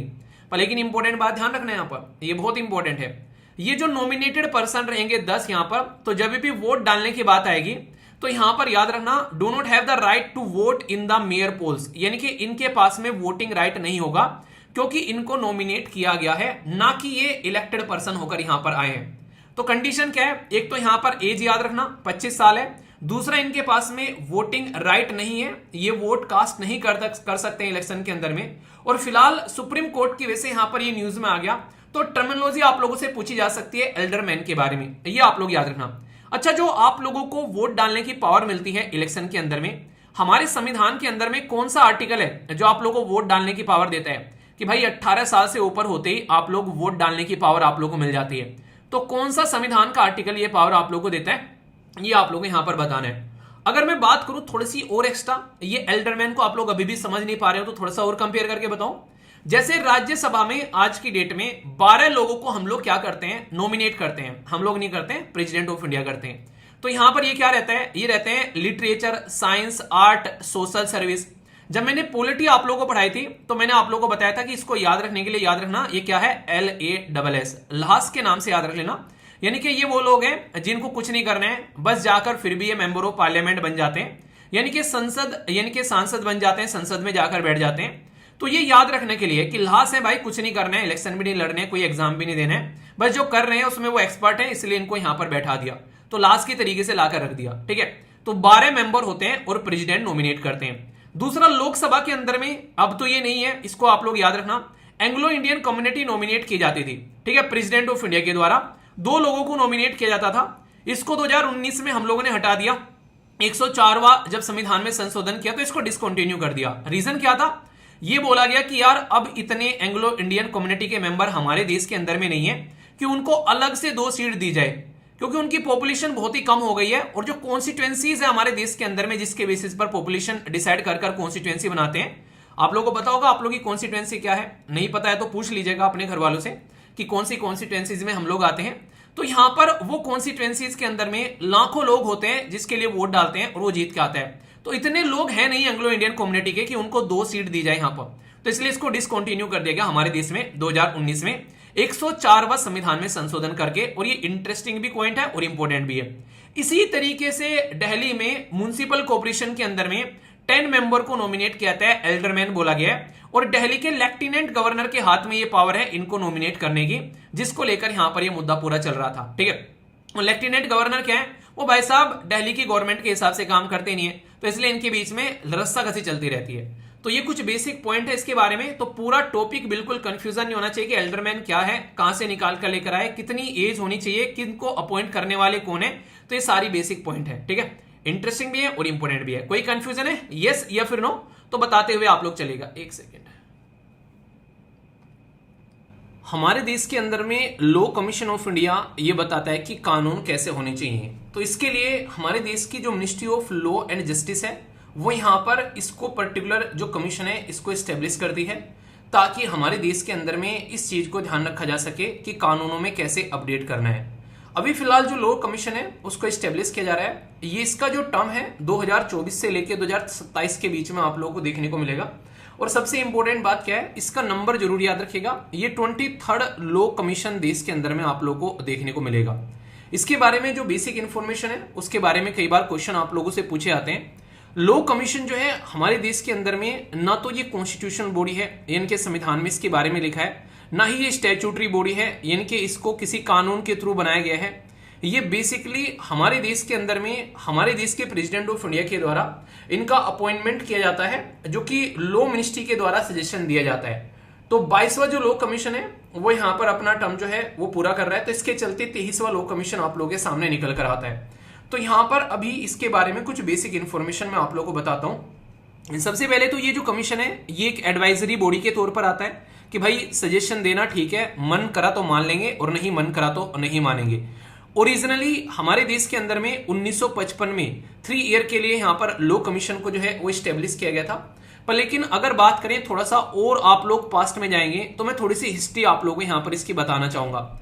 जब हमारा देश आजाद हुआ तो उससे पहले भी हमारे देश के अंदर में इससे रिलेटेड चीजें आप लोगों ने सुनी होगी। अगर पूछे हिस्ट्री उठाकर कोई आप लोगों से, तो फर्स्ट लॉ कमीशन हमारे देश के अंदर में 1834 में स्टेब्लिश किया गया था। 1834 में एक एक्ट हमारे कंट्री में लेकर आया गया था जिसको आप लोग चार्टर एक्ट बोलते हैं, और वो एक्ट था 1833 का। 1833 के चार्टर एक्ट, चार्टर मतलब होता है संविधान यानी कि कॉन्स्टिट्यूशन। तो अंग्रेजों के द्वारा हमारे देश के अंदर में चार्टर एक्ट्स लाए जाया करते थे, जिसके बेसिस पर वो अपना कानून चलाया करते थे, यहां पर अपनी कंपनी का कानून चलाते थे। ठीक है, यहां पर फिर आप लोगों को देखने को मिलेगा इस पर्टिकुलर चार्टर एक्ट के तहत में एक इंसान था जिसका नाम था लॉर्ड मैकाले।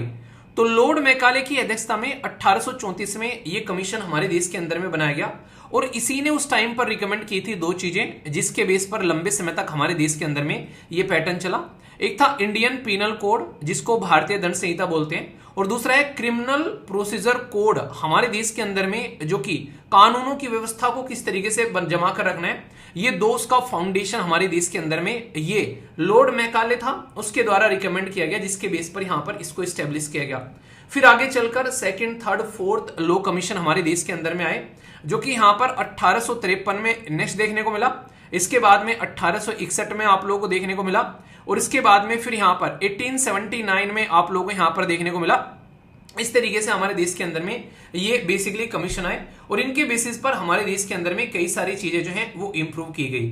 23rd जो लॉ कमीशन है वो 3 ईयर के लिए आप लोगों को यहां पर अभी देखने को मिलने वाला है। ठीक है, पर आजादी के बाद में हमारे देश के अंदर में कोई आप लोगों से पूछे कि फर्स्ट लॉ कमीशन कौन था, तो ये आप लोग जरूर याद रखिएगा। First law commission independent India में अटॉर्नी जनरल ऑफ इंडिया, जिनका नाम था MCS, तो नाम याद रखना, ये था MC सितलवाड। तो इनका नाम आप लोग जरूर याद रखना, खासकर आजादी के बाद में कौन से थे, पहले कौन से थे। तो अभी यहां पर 23rd लॉ कमीशन की बात हमारे देश के अंदर में की जा रही है, ताकि चीजों को सिस्टमेटिक वे में हम लोग इंप्लीमेंट करके चल सकें। हमारे देश के अंदर में जब भी कोई मुद्दा उठता है तो पब्लिक अकाउंट कमेटी सबसे ज्यादा न्यूज में आती है। इसके पीछे का रीजन किस किस को पता है, जरा बताइए। अगर रेगुलर वीडियो आप लोग देखते हैं तो आप लोग बता सकते हैं। अभी सेबी की जो चीफ थी, जिनका नाम भी आप लोगों ने काफी ज्यादा न्यूज में सुना होगा, शॉर्ट फॉर्म में उनको बूच बोला गया। तो यहां पर उनके ऊपर में आरोप लगाए गए कि अदानी साहब के साथ में उनके कॉन्टेक्ट थे। तो बोला गया कि पब्लिक अकाउंट कमेटी को इसकी स्टडी करने के लिए बोलो, ताकि पता लगाया जा सके कि ये सही है या फिर गलत है। तो वो तो एक पॉलिटिकल मुद्दा बना, पर लेकिन पब्लिक अकाउंट कमेटी बहुत ज्यादा न्यूज में आ गई यहाँ पर। और सबसे बड़ी बात क्या है, आखिर ये कमेटी क्यों न्यूज में रहती है? क्योंकि आज की नहीं है, बाबा आदम के जमाने की है ये कमेटी। 1921 में इस कमेटी को बनाया गया था। तो सोच के देखो, 2021 में ये कमेटी 100 साल पुरानी हो चुकी थी, अगर आप लोग ध्यान से देखोगे। ठीक है, तो इस तरीके से आप लोग यहां पर समझ सकते हैं। तो ये बहुत ही पुरानी कमेटी है। इसके अंदर में टोटल मिलाकर आप लोगों को 22 मेंबर देखने को मिलेंगे। तो सबसे बड़ी बात क्या है, आखिर क्यों यहां पर इस तरीके से बोला जाता है कि इस कमेटी को यहां पर रिपोर्ट सबमिट कर देनी चाहिए। इसके अंदर में 22 मेंबर आप लोगों को देखने को मिलेंगे, जिसमें से 15 मेंबर आते हैं लोकसभा से, और बचे हुए रिमेनिंग मेंबर जो आप लोगों के रह गए वो आते हैं 7 मेंबर राज्यसभा से। तो टोटल हमारे देश की पार्लियामेंट में से दोनों से मेंबर आते हैं। इंटरेस्टिंग चीज क्या है, यहाँ पर ये जो पर्टिकुलर कमेटी है, इसके अंदर में कोई भी जो मिनिस्टर है वो यहाँ पर इसका पार्ट नहीं बनेगा। तो minister can not be elected, यानी कि इसका पार्ट नहीं बनेगा। और इसके अंदर में सिंगल ट्रांसफरेबल वोट के थ्रू डिसीजन लिया जाता है। यानी कि एक तरीके से आप लोग बोल सकते हैं कि ये एक प्रॉपर बॉडी है जो हमारे देश के अंदर में काम करती है। 1 साल के लिए इसका टाइम ड्यूरेशन रहता है। पर लेकिन आखिर क्यों अपोजिशन हमेशा बात करती है कि यार इस कमेटी को भेज दो, कोई भी मुद्दा होता है? वो इसलिए क्योंकि हमारे देश के अंदर में अगर बात करेंगे, स्पीकर अपॉइंट करते हैं इनके मेंबर में से कि चेयरमैन कौन होना चाहिए इस पर्टिकुलर कमेटी के अंदर में। पर लेकिन अगर बात करें 1967 से पहले जो चेयरमैन हुआ करते थे वो गवर्नमेंट यानी कि सरकार की साइड से हुआ करते थे। तो ये ऐसी बात हो गई कि यार तुम अपने ही अगर तुम्हारे ऊपर में आरोप लगाए जा रहे हैं उसमें अपने आप ही तुम जज बनकर बैठ जाते हो। तो इसलिए बोला गया कि यार यहां पर ऐसा नहीं करना है, इन इंसान को यहां से जज पे से हटाना है और अपोजिशन के इंसान को यहां पर जज बैठाना है। तो 1967 से अपोजिशन के जो बेसिकली लोग हैं उनके हाथ में ये सीट चली गई चेयरमैन की, और तब से लेके अब तक का अपोजिशन के जो मेंबर रहते हैं वो यहां पर इस पर्टिकुलर सीट के ऊपर में एज ए चेयरमैन के तौर पर बैठते हैं। तो इसके चलते यहां पर पावर जो आ जाती है वो अपोजिशन में आ जाती है। और यहां पर जो पब्लिक अकाउंट कमेटी है आप लोगों ने सुना होगा, अभी जब कांग्रेस की सरकार हुआ करती थी 2014 से पहले, उसके ऊपर में दुनिया भर के आरोप लगाए गए, घोटाले, बड़े बड़े घोटाले हुए उस टाइम पर। तो controller and auditor general of India, जिसको आप लोग कैग बोलते हो, वो यहां पर अपनी रिपोर्ट सबमिट करता है और पब्लिक अकाउंट कमेटी, जिसको आप लोग पीएससी बोलते हो, वो यहां पर इसका एनालिसिस करती है। तो सोच के देखो, कैग ने रिपोर्ट यहां पर जनरेट की, उसने यहां पर वो पार्लियामेंट की टेबल पर रखी, प्रेसिडेंट ऑफ इंडिया ने उसका एनालिसिस करेगा फिर पब्लिक अकाउंट कमेटी। तो उससे यहां पर ये होता है कि गवर्नमेंट के काले चिट्ठे तक खुल के आ जाते हैं, क्योंकि यहां पर अपोजिशन के लोग जो हैं वो मुखिया बने हुए बैठे नजर आते हैं। अगर सरकार के ही लोग मुखिया होते तो ये कमेटी कभी सिस्टमेटिक वे में काम नहीं कर पाती, ठीक है, क्योंकि वहां पर दबा देते तो कांग्रेस के वो सारे घोटाले भी खुलकर सामने न आते। अभी फिलहाल जो यहां पर सेबी को लेकर मुद्दे उठे वो भी इसीलिए यहां पर उठे क्योंकि आप लोग समझ सकते हैं कि लीडर जो रहते हैं यहां पर, इसमें चेयरमैन जो रहते हैं वो अपोजिशन के रहते हैं। तो इसलिए बार बार न्यूज में रहती है और इसके कई सारे एग्जाम के अंदर में क्वेश्चन भी पूछा गया, क्योंकि 100 साल पुरानी बॉडी है और आज तक भी सिस्टमेटिक वे में काम करती यहां पर नजर आती है। अब इतना तो सब पढ़ लेंगे, पर थोड़ी सी एक्स्ट्रा इन्फॉर्मेशन, बीइंग ए सेल्वी फैमिली मेंबर, आप लोगों को कुछ तो एक्स्ट्रा पता होना चाहिए ताकि आप लोग टॉपर ऑफ द बैच बनो, है कि नहीं। पब्लिक अकाउंट कमेटी के बारे में इसलिए ये इन्फॉर्मेशन और याद रखेगा, जब 1921 में पब्लिक अकाउंट कमेटी बनाई गई हमारे देश के अंदर में, तो ये बनाई गई थी एक पर्टिकुलर कानून के तहत में जिसको बोलते हैं गवर्नमेंट ऑफ इंडिया एक्ट, और ये एक्ट था 1919 एक्ट को एक नाम से और आप लोग पुकारते हैं, क्या है, वीडियो को पॉज कर आप लोग बताएगा, उसको बोलते हैं मोंटेग्यू चार्ल्सफोर्ड रिफॉर्म, ठीक है। तो उसका नाम भी आप लोग याद रखिएगा यहाँ पर। तो ये पर्टिकुलर हमारे देश के अंदर में आप लोगों को देखने को मिला था, तो उसके बेसिस पर ये पर्टिकुलर कमेटी बनाई गई। बनाने के बाद में जब संविधान बना हमारे देश के अंदर में, तो कमिटीज को यहां पर इंपॉर्टेंस दी गई। तो संविधान के अंदर में 2 आर्टिकल है, एक है आर्टिकल 105 जो कि कमिटीज को पावर देता है कि क्या क्या प्रिविलेज हैं हमारे देश के जो पार्लियामेंटेरियन के पास में, और एक है आर्टिकल 118 जो ऑथोरिटी के बारे में बात आता है कि कैसे बिजनेस चलेगा यहां पर पार्लियामेंट के अंदर में, उसके बारे में बात करते हैं। तो इनसे भी यहां पर जो कमिटीज हैं उनको पावर मिलती है। तो ये 2 आर्टिकल भी कमेटी के बारे में याद रखना। तो आर्टिकल 105, आर्टिकल 118 और यहां पर 1921 में बनाई गई, पर गवर्नमेंट ऑफ इंडिया एक्ट 1919 और मोंटेग्यू चार्ल्सफोर्ड रिफॉर्म, ये एक्स्ट्रा चीजें हैं जो आप लोगों को नॉर्मली किताबों में देखने को नहीं मिलती हैं कई बार। तो इसलिए इनको थोड़ा सा ज्यादा ध्यान रखिएगा, क्योंकि बैकग्राउंड इंफॉर्मेशन के साथ में आप लोगों से क्वेश्चन अक्सर बन जाया करते हैं, ठीक है। किस किस को पता था ये बताइए जरा, और नहीं पता था तो याद रखना। ये जो पर्टिकुलर इंफॉर्मेशन है इसको थोड़ा सा ध्यान से सुनिएगा, क्योंकि इसमें कई सारे पॉइंट में कवर करने वाला हूं। एक तो स्टैंडिंग कमेटी ऑन स्टैटिक्स जो है इसके बारे में बात करूंगा, यानी कि सांख्यिकीय पर जो कमेटी होती है उसके बारे में। दूसरा यहां पर नेशनल स्टैटिकल जो कमीशन है उसके बारे में आप लोगों से बात करूंगा, और नेशनल स्टैटिकल ऑफिस जो कि आज की डेट में 2 पर्टिकुलर ऑर्गेनाइजेशन को मर्ज करके बनाया गया उसके बारे में बात करूंगा, और इनके द्वारा क्या क्या पब्लिश किया जाता है। तो ये तीनों के तीनों पोर्शन जो हैं ये आप लोगों से क्वेश्चन की फॉर्म में पूछे जा चुके हैं। तो इसलिए मैंने बोला कि इस न्यूज के ऊपर में आप लोग स्टार लगा लेना, ठीक है। अभी हमारे देश के अंदर में जनगणना होनी थी 2021 में, पर लेकिन पहले कोविड-19 आ गया और फिर इलेक्शन आ गए, तो उसकी वजह से यहां पर इसके अंदर में डिले हुआ, ये तो आप लोगों को पता है। तो यहां पर हमारे देश के अंदर में अगर कोई भी सेंसस जो हमारे देश के अंदर में चलता है, जनगणना चलती है, कुछ भी सर्वे किया जाता है, तो यहां पर स्टैंडिंग कमेटी ऑन स्टैटिक्स जो है ये फॉर्म की गई थी 2019 में, कि जो भी सर्वे है उन सब सर्वे को रिव्यू करे जो कि नेशनल स्टैटिकल ऑफिस के द्वारा कवर किए जाते हैं। इसके अंदर में जो यहां पर ये कमेटी है, जो चेयरमैन है, इनका नाम याद रखना, प्रणब सेन। जो कि फर्स्ट चीफ स्टेटिशियन भी आप लोगों को यहां पर देखने को मिले भारत के। और नेशनल स्टेटिकल जो कमीशन है ये एक अल्टीमेट ऑथोरिटी है हमारे देश के अंदर में, जो इन सर्वे का जो रिजल्ट होता है उसको अप्रूव करती है, यानी कि फाइनल अप्रूवल यहां से निकल कर आता है। ठीक है, अब थोड़ा सा इसके बारे में जानते हैं। नेशनल स्टेटिकल जो कमीशन है, तो यहां पर कमीशन और काउंसिल में क्या डिफरेंस होता है ये आप लोग याद रखना। कमीशन जो होता है वो अपॉइंटेड बॉडी होती है और काउंसिल जो होती है वो इलेक्टेड बॉडी होती है। काउंसिल ऑफ मिनिस्टर हो गया, ठीक है, पर कमीशन अपॉइंटमेंट किया जाता है। स्टेब्लिश किया गया था 2006 में और रिकमेंडेशन दिया गया था रंगराजन कमीशन के द्वारा, जो बेसिकली यहां पर कि एक तरीके से यहां पर कैसे कैसे चीजें लेकर चलनी है। तो यहां पर इसके अंदर में एक पार्ट टाइम चेयरमैन रहते हैं, 4 पार्ट टाइम मेंबर रहते हैं और एक्स ऑफिशियो मेंबर भी आप लोग को देखने को मिलेंगे। देश के अंदर में जो पॉलिसीज हैं, जो किस तरीके से प्रायोरिटी देनी है, स्टैंडर्ड हमारे जो स्टैटिकल है, खासकर जो सर्वे हैं उनके मैटर को समझना है, तो ये इसके लिए बहुत इंपॉर्टेंट रोल प्ले करता हुआ यहां पर नजर आता है ये पर्टिकुलर बॉडी। अब इस तक जो डेटा पहुंचता है वो इकट्ठा कौन करता है? वो करता है हमारे देश के अंदर में नेशनल स्टैटिकल ऑफिस। जो नेशनल स्टैटिकल ऑफिस है ये इस तक डेटा पहुंचाएगा, फिर इस डेटा को देखेगा कि डेटा सही है या फिर गलत है, तो उसके बेसिस पर चीजें आप लोगों को देखने को मिलती है। इसको हिंदी में बोलते हैं हम लोग राष्ट्रीय सांख्यिकीय कार्यालय।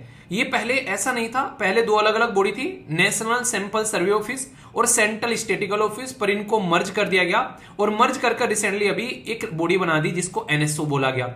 बहुत क्वेश्चन पूछा गया जब ये मर्ज किया गया अभी recently. Ministry of statistics and programme implementation के अंदर में देखने को मिलते हैं, जो कि हमारे देश के अंदर में क्या क्या जो प्लान है, प्रॉपर जो प्लानिंग करनी है, ये बहुत बड़ा रोल प्ले करता है देश के अंदर में। और 3 ऐसे ये बेसिकली पब्लिकेशन है जो आप लोग याद रखिएगा। इंडेक्स ऑफ इंडस्ट्रियल प्रोडक्शन, जिसको आईआईपी बोलते हो, मैंने कई बार पढ़ा है करंट अफेयर की वीडियो में कि कोर सेक्टर जो रहता है उसका कितने % इसके अंदर में रिप्रेजेंटेशन रहता है। 8 कोर सेक्टर रहते हैं ना इसके अंदर में, तो आर कोर सेक्टर का लगभग 40% इसके अंदर में पावर आप लोगों को देखने को मिलेगी। एनुअल सर्वे ऑफ इंडस्ट्री भी इनके द्वारा किया जाता है और ऑल इंडिया इकोनॉमिक सेंसस भी इसके द्वारा बेसिकली कलेक्ट डेटा किया जाता है। तो इसलिए मैंने बोला था कि इंपॉर्टेंट है, क्योंकि कोई भी पॉलिसीज बनती है जब तक सरकार के पास में डेटा नहीं आएगा तो पॉलिसी कैसे बनाएंगे। तो यहां से सारा बेस है, फाउंडेशन है, तो कंफ्यूजन आप लोगों को नहीं है। इंपॉर्टेंट न्यूज है, बहुत ज्यादा है, ठीक है ना। कई बार जब ये पूछा जाता है कि जापान, जर्मनी, साउथ कोरिया की इतनी अच्छी डेवलप इकोनॉमी या कंट्री बनने के पीछे क्या रीजन है, तो ये माना जाता है कि उनकी लैंग्वेज बहुत बड़ा रोल प्ले करती है, उनको यूनाइट करती है। तो हमारे देश के अंदर भी हिंदी को लेकर बड़ा ही एक तरीके से हमारे देश के जो संविधान निर्माता थे उनका फोकस रहा, पर लेकिन उस लेवल पर हम लोग हिंदी को लेकर आगे नहीं चल पाए, क्योंकि हमारे देश के अंदर में एक कहावत बड़ी फेमस है कि कोस कोस पे बदले पानी, सवा कोस पे बानी। यानी कि जरा सी दूर जाओगे हमारे देश के अंदर में, किसी राज्य के अंदर में, तो भाषा बदल जाएगी, पानी का टेस्ट बदल जाएगा। तो हमारे देश की डाइवर्सिटी है काफी बड़ी, इसलिए यूनिटी इन डाइवर्सिटी बोलते हैं। तो हमारे देश के अंदर में कैसे हम लोग जो ऑफिशियल लैंग्वेज है उसको कैसे आगे लेकर चलना है, तो उसके लिए एक पर्टिकुलर हमारे देश के अंदर में जिसको बोलते हैं chairman of parliamentary committee on official language. तो इसके जो मुखिया हैं हमारे देश के होम मिनिस्टर आप लोगों को यहां पर देखने को मिले, अमित साहब, ठीक है। तो जो अमित शाह जी हैं वो यहां पर बने। अगर बात करें, अमित शाह जी को इलेक्ट किया गया था चेयरमैन ऑफ पार्लियामेंट्री जो ऑफिशियल कमेटी है उसके, और ये चेयरमैन रहे यहां पर पार्लियामेंट्री ऑफिशियल जो लैंग्वेज कमेटी है ड्यूरिंग 2019 से 2024 तक भी। ये जो कमेटी है ये यहां पर कॉन्स्टिट्यूट की गई थी 1976 में, मतलब हमारे देश के अंदर में जब इमरजेंसी लगी हुई थी तो उस टाइम पर ये कमेटी बनाई गई। और 1963 का जो लैंग्वेज एक्ट था जिसको ऑफिशियल लैंग्वेज एक्ट बोलते थे, उसके बेसिस पर इस कमेटी को बनाया गया। खासकर आप लोगों को याद होगा इसी टाइम पर हमारे देश के अंदर में एक मिनी कॉन्स्टिट्यूशन करके संविधान चेंज किया गया पूरा का पूरा, बहुत सारे इमरजेंसी के ड्यूरेशन में 1975 से लेके 77 तक। तो ये भी आप लोगों को याद रखना है, 1976 में 42nd कॉन्स्टिट्यूशन अमेंडमेंट किया गया था, बहुत सारे संविधान में संशोधन भी किए गए थे। तो उसी टाइम पर यह कमेटी भी फॉर्म की गई। इसके अंदर में 30 मेंबर देखने को मिलते हैं, 20 मेंबर लोकसभा से और 10 मेंबर राज्यसभा से। ये रिव्यू करती है कि प्रोग्रेस क्या है हमारे देश के अंदर में, हिंदी को एज ए ऑफिशियल पर्पज के लिए कैसे यूज कर रहे हैं और कैसे इंक्रीज कर सकते हैं हिंदी का यूज, तो इसके ऊपर में इनका बड़ा फोकस रहता है। तो अमित शाह जी की अध्यक्षता में ये पर्टिकुलर पार्लियामेंट्री जो बेसिकली ऑफिशियल लैंग्वेज कमेटी है ये हिंदी को प्रमोट करने का काम करती है। जैसे मैंने जर्मनी, जापान, साउथ कोरिया इनके बारे में आप लोगों से बात की, तो ये आप लोग याद रखिएगा। अच्छी बात यह कि हमारे देश के अंदर में मैं अभी रिसेंटली कई सारे राज्यों में घूमने का मुझे मौका मिला, तो साउथ इंडिया में भी मैं देखता हूं कि लोग हिंदी बोल भले ना पाते हों अच्छे से, पर लेकिन समझते सब हैं। तो ये एक अच्छी चीज है कि देश में हिंदी जो है वो कहीं ना कहीं यूनाइट करने का एक फैक्टर, जैसे हमारे संविधान निर्माता सोच रहे थे, उस ओर बढ़ती हुई काफी नजर आती है। करंट अफेयर का जब लेक्चर लिया था बहुत तसल्ली में मैंने ये न्यूज आप लोगों को पढ़ाई थी, बहुत ही डिटेल में। पॉलिटी का पूरा एक चैप्टर आप लोगों को देखने को मिलता है ग्राम न्यायालय के बारे में, कि गांव के अंदर में खासकर लोकल लेवल पर भी न्याय की व्यवस्था होनी चाहिए। तो सुप्रीम कोर्ट ने बोला था कि इससे इंप्रूव होगा जस्टिस ग्राउंड लेवल पर। तो आखिर कहां से निकल कर आता है ये ग्राम न्यायालय हमारे देश के अंदर में, और संविधान में इसके बारे में क्या लिखा हुआ है, तो ये आप लोग समझने की कोशिश करिए। हमारे देश के अंदर में ये माना जाता है कि हर एक इंसान को न्याय पाने का अधिकार है। तो इसके लिए पार्ट 4 में जब संविधान में आप लोग जाते हैं तो डीपीएसपी है, जिनको directive principle of state policy बोलते हैं इंग्लिश में, और राज्य की नीति के निर्देशक तत्व बोलते हैं उनको हिंदी में। इसके अंदर में एक आर्टिकल है आर्टिकल 39A, ये फ्री लीगल एड और पुअर जो सेक्शन है, वीकर सेक्शन है, उनको सर्विस प्रोवाइड कराने के बारे में बात करते हैं। मतलब मैं एक बहुत गरीब परिवार से आता हूं अगर, तो मेरे पास में अपनी तरफ से केस लड़ने के पैसे नहीं है, तो भाई मुझे किस तरीके से आज की डेट में जस्टिस मिल सकता है, क्योंकि वकील तो लाखों लाखों रुपए चार्ज करते हैं। तो इसके चलते यहां पर बात की गई कि स्पीडी और इजी जस्टिस प्रोवाइड करा पाएंगे गांव वाले एरिया में, तो ग्राम न्यायालय के बारे में बात की गई 2009 में, और ये एक कानून लेकर आया हमारे देश के अंदर में 2008 में, जिसको ग्राम न्यायालय एक्ट बोला गया। इसने ब्लॉक लेवल पर और इंटरमीडिएटरी लेवल पर यह सिस्टम पूरा स्टेब्लिश किया, जिसकी वजह से जो न्याय अधिकारी है, आप लोग समझ सकते हैं देश के अंदर में खासकर गांव वाले एरिया में, स्टेट के अंदर में यह पावर दी गई कि गवर्नमेंट स्टेट इसको अपॉइंट करे, लोकल एरिया में कैसे हम लोग चीजें प्रोवाइड करा सकते हैं। इसमें अफोर्डेबल जस्टिस, स्पीडी जस्टिस और रिड्यूस इन द केसेस, जो ब्लॉक होता है खासकर हमारे देश की हायर जुडिशरी पर, उसको कैसे कम कर सकते हैं। तो ये बेसिक पर्पस था। तो आर्टिकल 39A ग्राम न्यायालय एक्ट, इसका पर्पस और कौन इसको स्टेब्लिश करता है, तो ये पॉइंट्स हैं जो कि आप लोग यहां पर समझ सकते हैं।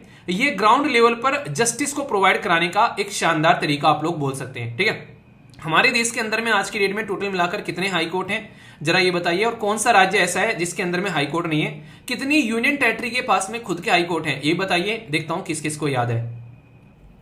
ये वाली जो न्यूज है यहां पर ये बात की जा रही है पोस्टल बैलेट के बारे में। पोस्टल बैलेट मतलब जब हमारे देश के अंदर में कभी भी इलेक्शन होते हैं तो यहां पर पोस्टल बैलेट के बारे में बात की जाती है, चाहे वो 2019 के इलेक्शन हो, चाहे 2024 के इलेक्शन हो, तो यहां पर पोस्टल बैलेट को लेकर बार बार कंसर्न दिखाया जाता है। तो इसकी वजह से रिसेंटली भी अभी यहां पर ये न्यूज में आया था, क्योंकि इसके रूल भी कुछ चेंज किए गए थे, तो यहां पर उसी की वजह से इसके बारे में इंफॉर्मेशन होना आप लोगों को जरूरी है। सबसे पहले तो यहां पर इसके नाम क्या क्या है, चिंटू मिंटू पिंकू। तो पोस्टल बैलेट जो है इसको आप लोग मेल इन बैलेट बॉक्स आप लोग बोल सकते हैं। तो ये नाम भी अगर लिखा हुआ मिल जाए तो दोनों एक ही माँ बाप के बच्चे हैं। ठीक है, यहां पर ये क्या किया जाता है, अलाउ किया जाता है रजिस्टर वोटर, यानी कि जो वोटर रजिस्टर है जिसका नाम वोटिंग लिस्ट के अंदर में है, अपनी वोट कास्ट कर सकता है वो यहां पर बिना फिजिकली जाए, यानी कि वहां पर जाने की जरूरत नहीं है पोलिंग स्टेशन पर, यानी कि वो अपनी वोट जो है वो कास्ट कर सकता है बाय मेल। ठीक है, यानी कि मेल से भी कास्ट की जा सकती है। और यहाँ पर जो प्रोसीजर है उसमें यहाँ पर वीट भी किया जाता है कई बार, यहाँ पर अभी मैं आगे समझाऊंगा आप लोगों को पूरा प्रोसीजर, तो यहाँ पर उसमें भी आप लोगों को यहाँ पर कई सारी बातें समझ में आएंगी। सबसे पहले तो ये किसके हिसाब से चलता है पोस्टल बैलेट, तो सरकार के रूल है यहाँ पर कंडक्ट ऑफ इलेक्शन रूल 1961, इसके हिसाब से यहाँ पर काम चलता है, जिसमें सर्विस वोटर या फिर कोई एब्सेंटी वोटर या फिर कोई इलेक्ट्रोल ऑन ड्यूटी या फिर यहां पर कोई इलेक्ट्रोल अंडर जो प्रिवेंटिव एंड डिटेंशन के तहत जिसको पकड़ लिया गया हो, तो कई सारे लोग यहां पर देखने को मिलते थे। अभी यहां पर आप लोग इसमें देखोगे तो क्या क्या है, जैसे कोई सीनियर सिटीजन भी है तो उसकी एज अगर 80 साल से ऊपर है, पर्सन विद डिसेबिलिटी है जो वहां पर जा नहीं पाता है किसी रीजन की वजह से, या यहाँ पर इलेक्ट्रोल जो इंप्लॉय है इसेंशियल सर्विस में है, यहाँ पर आज के डेट में इलेक्शन में ड्यूटी पर किसी रीजन की वजह से, सिक्योरिटी की ड्यूटी पर लगा हुआ है या फिर वोटिंग मशीन की रखवाली करने की ड्यूटी पर लगा हुआ है कोई ऐसा पर्सन, या फिर कोविड-19 कोई सस्पेक्ट है, तो यहाँ पर कई सारी अपडेट इसके अंदर देखने को मिली, क्योंकि कोविड-19 पहले तो हुआ नहीं करता था, तो अभी ये चीजें भी इसके अंदर में ऐड की गई ताकि उन लोगों के बारे में ध्यान रखा जा सके और यहाँ पर वोटिंग को सही तरीके से यहाँ पर उनकी कंप्लीट कराई जा सके, क्योंकि ये कॉन्स्टिट्यूशनल राइट है। अगर आप लोग देखोगे आर्टिकल 326 के अंदर में कि आप लोग जो है अपनी जो पर्टिकुलर ये जो वोटिंग है उसका इस्तेमाल कर सकते हैं, तो फंडामेंटल राइट तो नहीं है पर एक संवैधानिक अधिकार देखने को मिलेगा। इसमें आप लोगों को फिल करना है फॉर्म 12D। ठीक है, एक 12D नाम का फॉर्म होगा, फिल करना है रिटर्निंग ऑफिसर को with in 5 days of the notification. यानी कि जिस दिन यहां पर आप लोगों को पता चला कि नोटिफिकेशन आ गया कि इस दिन जो है इलेक्शन होने वाले हैं, तो उसके विद इन 5 डेज आप लोगों को अपना फॉर्म फिल करना पड़ेगा। और याद रखना ये फॉर्म है 12D। पर्सन विद डिसेबिलिटी जो वोटर है वो सबमिट करेगा कॉपी डिसेबिलिटी सर्टिफिकेट भी कि भाई हाँ मैं डिसेबल हूं और मैं यहां पर नहीं जा पाऊंगा। BLO जो यहां पर आप लोगों को देखने को मिलेगा, बूथ लेवल ऑफिसर, वो अलाउ करेगा फॉर्म को कलेक्ट करने के लिए 12D उसके घर से, यानी कि आप लोगों के घर से ही फॉर्म कलेक्ट किया जाएगा। और कैंडिडेट जो है यहां पर उसको लिस्ट प्रोवाइड कराई जाएगी इलेक्ट्रोल की, कौन कौन यहां पर है, जिसके बेस पर वो अपनी वोट कास्ट कर सकते हैं। अब ये प्रोसीजर कैसे होगा आप लोग सोचिए। यहां पर आप लोग को फॉर्म 12D अपना डाउनलोड करना है। ठीक है, ये फाइल करना है विद इन 5 डेज। अपना जो बेसिकली फाइल करना है डिस्ट्रिक्ट इलेक्शन कमिश्नर ऑफिस के लिए 2 पोलिंग ऑफिशियल जो है वो वीडियोग्राफी करेंगे और एक सिक्योरिटी पर्सन जो है वो विजिट करेगा आप लोग के घर आप लोग को इनेबल करने के लिए, ताकि आप लोग पोस्टल बैलेट जो है उसका इस्तेमाल यहां पर कर सकते हैं। सबसे इंपॉर्टेंट बात है यहां पर ये बोला गया कि वोटर जो है उसको इन्फॉर्म किया जाएगा कि किस डेट में अप्रोक्सीमेट यहां पर जो इलेक्शन ऑफिशियल जो है विजिट करेंगे उसके घर पर। ठीक है, और उसके मोबाइल में यहां पर ये SMS मोबाइल में इनेबल करेंगे ताकि यहां पर ये अपनी पोस्टल बैलेट का इस्तेमाल कर सके। यहां पर इंटरेस्टिंग चीज ये है कि अगर कोई इंसान जिसको बता दिया है कि इस डेट में तुम्हारे घर में ये विजिट करेंगे ताकि आप लोग अपना वोट जो हो उसको एक्टिवेट कर सको, तो यहां पर 2 विजिट आप लोग के घर पे लगेगी। अगर किसी भी विजिट में आप लोग यहां पर मान लीजिए 1 विजिट लगी आप लोग नहीं है तो फिर दूसरी विजिट लगेगी, किसी रीजन की वजह से अगर पहली में नहीं है तो दूसरे में आप लोग का होना जरूरी है। 2 अटेम्प्ट दिए जाएंगे आप लोग को, जैसे नहीं आप लोग के एग्जाम में अटेम्प्ट मिलते हैं कितने अटेम्प्ट है, इनके अलावा अगर आप लोग नहीं हुए तो फिर आप लोग अपनी वोट कास्ट नहीं कर पाओगे। ठीक है, तो यहां पर ये एक होम फैसिलिटी दी जाती है उन लोगों के लिए जिनको ये प्रॉब्लम देखने को मिलती है। ठीक है, तो ये इलेक्शन कमीशन ऑफ इंडिया की वेबसाइट और डिस्ट्रिक्ट इलेक्शन कमिश्नर ऑफिस जो है यहां पर पार्लियामेंट्री कॉन्स्टिट्यूएंसी उसमें जाकर ये सारे प्रोसीजर आप लोग के कंप्लीट होते हैं। तो मतलब घर से वोट करने का ये ऑल्टरनेटिव यहां पर सुझाया गया है। और यहां पर कई बार इसके लिए कंट्रोवर्सी भी हो जाती है। और आप लोगों को मैं बताऊं कुछ डेटा है यहाँ पर, हालांकि थोड़ा सा ये डेटा जो है 2019 वाला डेटा है, पर लेकिन यहाँ पर आप लोग देखिए अरुणाचल प्रदेश में सबसे ज्यादा यहाँ पर वोट हुई, यहाँ पर सिक्किम में इसी के चलते यहाँ पर, फिर उत्तराखंड में इस तरीके से, यानी कि इसका इस्तेमाल किया जाता है कई सारे लोगों के द्वारा।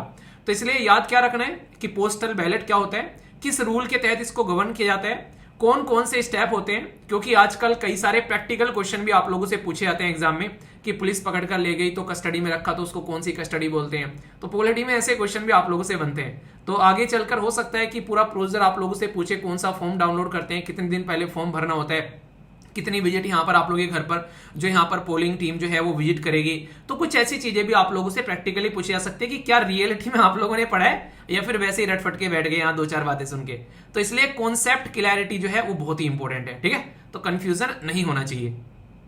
आप लोगों को याद होगा इलेक्शन के टाइम पर बहुत ज्यादा न्यूज में रहा था यहाँ पर स्पेशल कैटेगरी का स्टेटस। तो यहाँ पर आप लोगों से क्वेश्चन बन सकते हैं इसके बारे में, क्योंकि आंध्र प्रदेश और बिहार के बारे में बार बार बात की जा रही थी कि वो स्पेशल कैटेगरी का स्टेटस मांगेंगे आगे चलकर भी। स्पेशल कैटेगरी का जो स्टेटस है, सबसे पहली बात तो ये है कि ये आप लोगों को संविधान के अंदर में इसके बारे में कुछ लिखा नहीं है कि भाई संविधान में लिखा है लो स्पेशल कैटेगरी का स्टेटस बांटा जा रहा है, नहीं, not mention in the constitution of India, इसमें कहीं भी उल्लेखित नहीं किया गया है।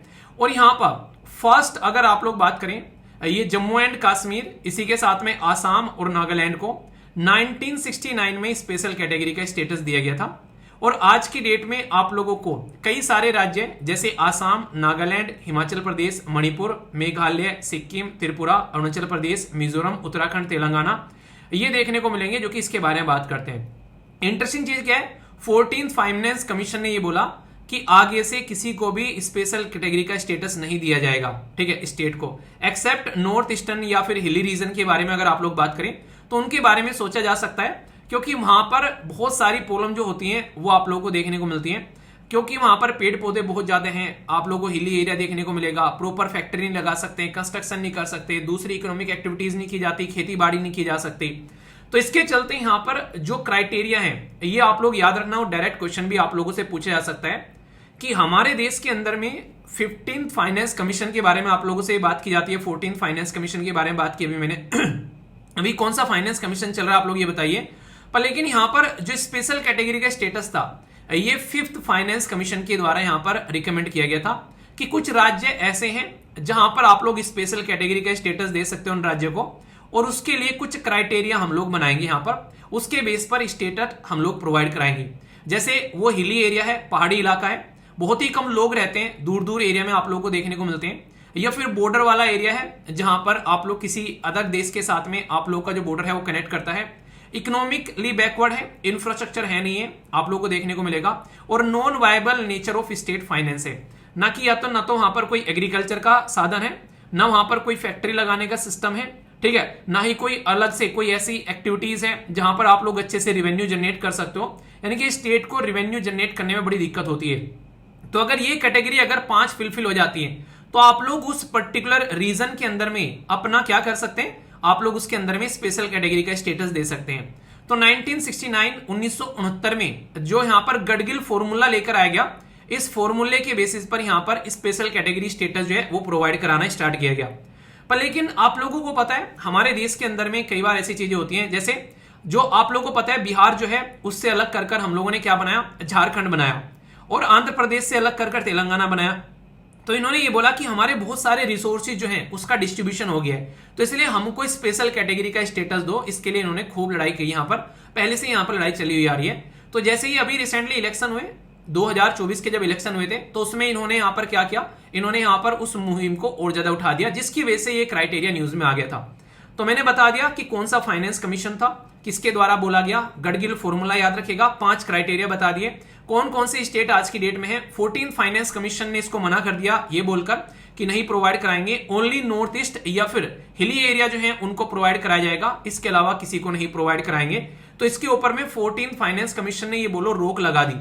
और इसके पीछे एक रीजन और था, आप लोगों को पता है हमारे देश के अंदर में जब हम लोग फाइनेंस कमीशन के बारे में बात करते हैं तो फाइनेंस कमीशन पैसे का बंटवारा करता है। आप लोगों से क्वेश्चन में पूछना चाहूंगा कि कौन सा बेसिकली आर्टिकल है जिसमें फाइनेंस कमीशन आप लोगों को यहां पर देखने को मिलता है, तो ये आप लोग बताइए। तो फाइनेंस कमीशन जो यहां पर पैसे का बंटवारा करता है, इसमें आप लोगों को एक चीज पता होगी, मैंने कई बार आप लोगों को पढ़ाई भी है कि हमारे देश के अंदर में जो फाइनेंस कमीशन है ये आप लोगों को 14 फाइनेंस कमीशन ही है जो आप लोगों को याद रखना है। उसने सेंटर और स्टेट के बीच में जो पैसे का डिस्ट्रीब्यूशन था वो 32% से बढ़ाकर 42% कर दिया था, यानी कि अब स्टेट के पास में जो पैसा होगा वो 42% जाएगा, अलग से पैसा देने की जरूरत नहीं पड़ेगी। तो इसके चलते उन्होंने बोला कि स्पेशल कैटेगरी स्टेटस की भी कोई जरूरत नहीं है, क्योंकि पैसा तो अब लोग दे ही रहे हैं हम लोग स्टेट्स को। तो इसके चलते यहां पर 10% एक्स्ट्रा पैसा देना स्टार्ट कर दिया। तो 14 फाइनेंस कमीशन ने ही यहां पर ये मुहिम यहां पर चलाई थी, ठीक है। कौन थे 14 फाइनेंस कमीशन के चेयरमैन आप लोग बताइए। और फाइनेंस कमीशन एक कॉन्स्टिट्यूशनल बॉडी होती है आर्टिकल 280 के तहत में, तो इसलिए इसके बारे में आप लोग समझ सकते हैं, ठीक है। कोई भी डाउट नहीं होना चाहिए इसको लेकर। लोकसभा के स्पीकर जो है बहुत ज्यादा न्यूज में थे, यहां पर आप लोगों ने देखा होगा उस टाइम पर जैसे इलेक्शन यहां पर कंप्लीट हुए। तो यहां पर ऑफिस ऑफ लोकसभा स्पीकर की अगर हम लोग बात करते हैं तो ये बाकायदा एक संविधान के अंदर में पोस्ट है, और दोनों ही पोस्ट मेंशन है, स्पीकर ऑफ लोकसभा भी और डिप्टी स्पीकर ऑफ लोकसभा भी। आर्टिकल यानी कि अनुच्छेद 93 में इसके बारे में मेंशन किया गया है, लिखा गया है कि यहां पर 2 पोस्ट आप लोगों को देखने को मिलती हैं। दूसरा यहां पर इलेक्शन और जो यहां पर इनकी जो टर्म्स हैं स्पीकर की, ये सिंपल मेजोरिटी के थ्रू हाउस के अंदर में इनको आप लोग बेसिकली चुनते हो। और यहां पर अगर लगता है कि कुछ अलग कंडीशन बन रही है तो इनको हटाया भी जा सकता है। तो एक ही साथ में आर्टिकल है, 93 में आप लोगों ने इनको इलेक्ट कर लिया और 94 में आप लोगों ने इनको हटा दिया, यानी कि दोनों अनुच्छेद एक साथ में आप लोगों को यहां पर देखने को मिलते हैं। तो इसके बारे में याद रखिएगा। क्वालिफिकेशन जो है स्पीकर की वो कहीं पर भी आप लोगों को देखने को मिलेगा, मेंशन नहीं की गई है संविधान के अंदर में कि भाई इस तरीके से स्पीकर होना चाहिए। तो ये पार्लियामेंट के ऊपर में छोड़ दिया कि भाई आप लोग स्पीकर की क्वालिफिकेशन क्या रखना चाहते हैं, कैसे रखना चाहते हैं, तो अपने हिसाब से आप लोग यहां पर इसको ले सकते हैं। तो ये इसके बारे में कुछ बेसिक बातें हैं जो आप लोग समझिएगा, ठीक है। जैसे ही हमारे देश में 2024 के इलेक्शन हुए थे तो यहां पर मोदी जी की 3rd टर्म की जैसी बात थी यहां पर, तो इसके अंदर में 72 मिनिस्टर हुए थे, 9 नए फेसेस थे। तो इनके अलावा यहां पर आप लोगों को देखने को मिलती है कैबिनेट कमिटीज। तो कैबिनेट कमिटी ऑन सिक्योरिटी काफी ज्यादा न्यूज में थी उस टाइम पर, तो इसलिए एक ही स्लाइड के अंदर में आप लोगों को पूरा कैबिनेट ऑफ कमिटी जो है उसके बारे में पता चल जाएगा, जो कि सिक्योरिटी के बारे में बात करती है। क्योंकि हमारे देश के एक साइड में आप लोगों को यहाँ पर पाकिस्तान, दूसरी में चाइना, और रही सही कसर जो है साथ में हमारे पड़ोसी देश जो कि बदतमीजी काटते रहते हैं, तो इसलिए यहाँ पर इसका होना जरूरी है। तो सबसे पहले तो प्राइम मिनिस्टर ऑफ इंडिया के द्वारा हेड की जाती है, ये आप लोग यहाँ पर याद रखिएगा। दूसरा, कमेटी जो है वो डिस्कस करती है, कुछ भी मुद्दा होता है सिक्योरिटी का उसके ऊपर में डिबेट करती है और ये डिसीजन भी लेती है यहाँ पर नेशनल सिक्योरिटी बॉडी को लेकर जो हमारे देश के अंदर में है, काफी बड़ा रोल प्ले करती है। मेंबर कौन है इसके अंदर में, तो ये काफी इंपॉर्टेंट है, जिससे क्वेश्चन भी आप लोगों से पूछा जा चुका है मेंबर के बारे में। तो prime minister of India, defence minister आप लोगों को देखने को मिलेंगे, union minister of home affair आप लोगों को देखने को मिलेंगे, union minister of finance and corporation आप लोगों को देखने को मिलेंगे और union minister of external affair आप लोगों को देखने को मिलेंगे। तो यानी कि देखो डिफेंस भी आएंगे, फाइनेंस वाले भी आएंगे क्योंकि पैसे की रिक्वायरमेंट पड़ेगी, होम मिनिस्ट्री सिक्योरिटी को देखती है और इंटरनेशनल रिलेशन के पॉइंट ऑफ से अगर किसी के साथ में हमारी कुछ गड़बड़ी चल रही है तो एक्सटर्नल अफेयर मिनिस्टर का तो होना बनता ही बनता है। तो कैबिनेट कमेटी ऑन सिक्योरिटी ये एक हाई प्रोफाइल आप लोगों को देखने को मिलेगी जो कि देश की डिफेंस और सिक्योरिटी के बारे में बात करती है। तो इसलिए इससे कई बार क्वेश्चन पास्ट में पूछे जा चुके हैं कि कौन हेड करते हैं, कौन कौन मेंबर होते हैं, किन मुद्दों के बारे में बात की जाती है। तो ये सबसे इंपॉर्टेंट मुद्दा होता है क्योंकि देश में अगर सिक्योरिटी नहीं रहेगी तो देश जो है वो आगे कैसे बढ़ेगा, तो इसलिए यहां पर फोकस देना जरूरी है। ठीक है, अब ये थोड़ी सी एक्स्ट्रा इंफॉर्मेशन है जो कि अगर आप लोगों से कोई पूछे तो थोड़ा सा याद रख लीजिएगा।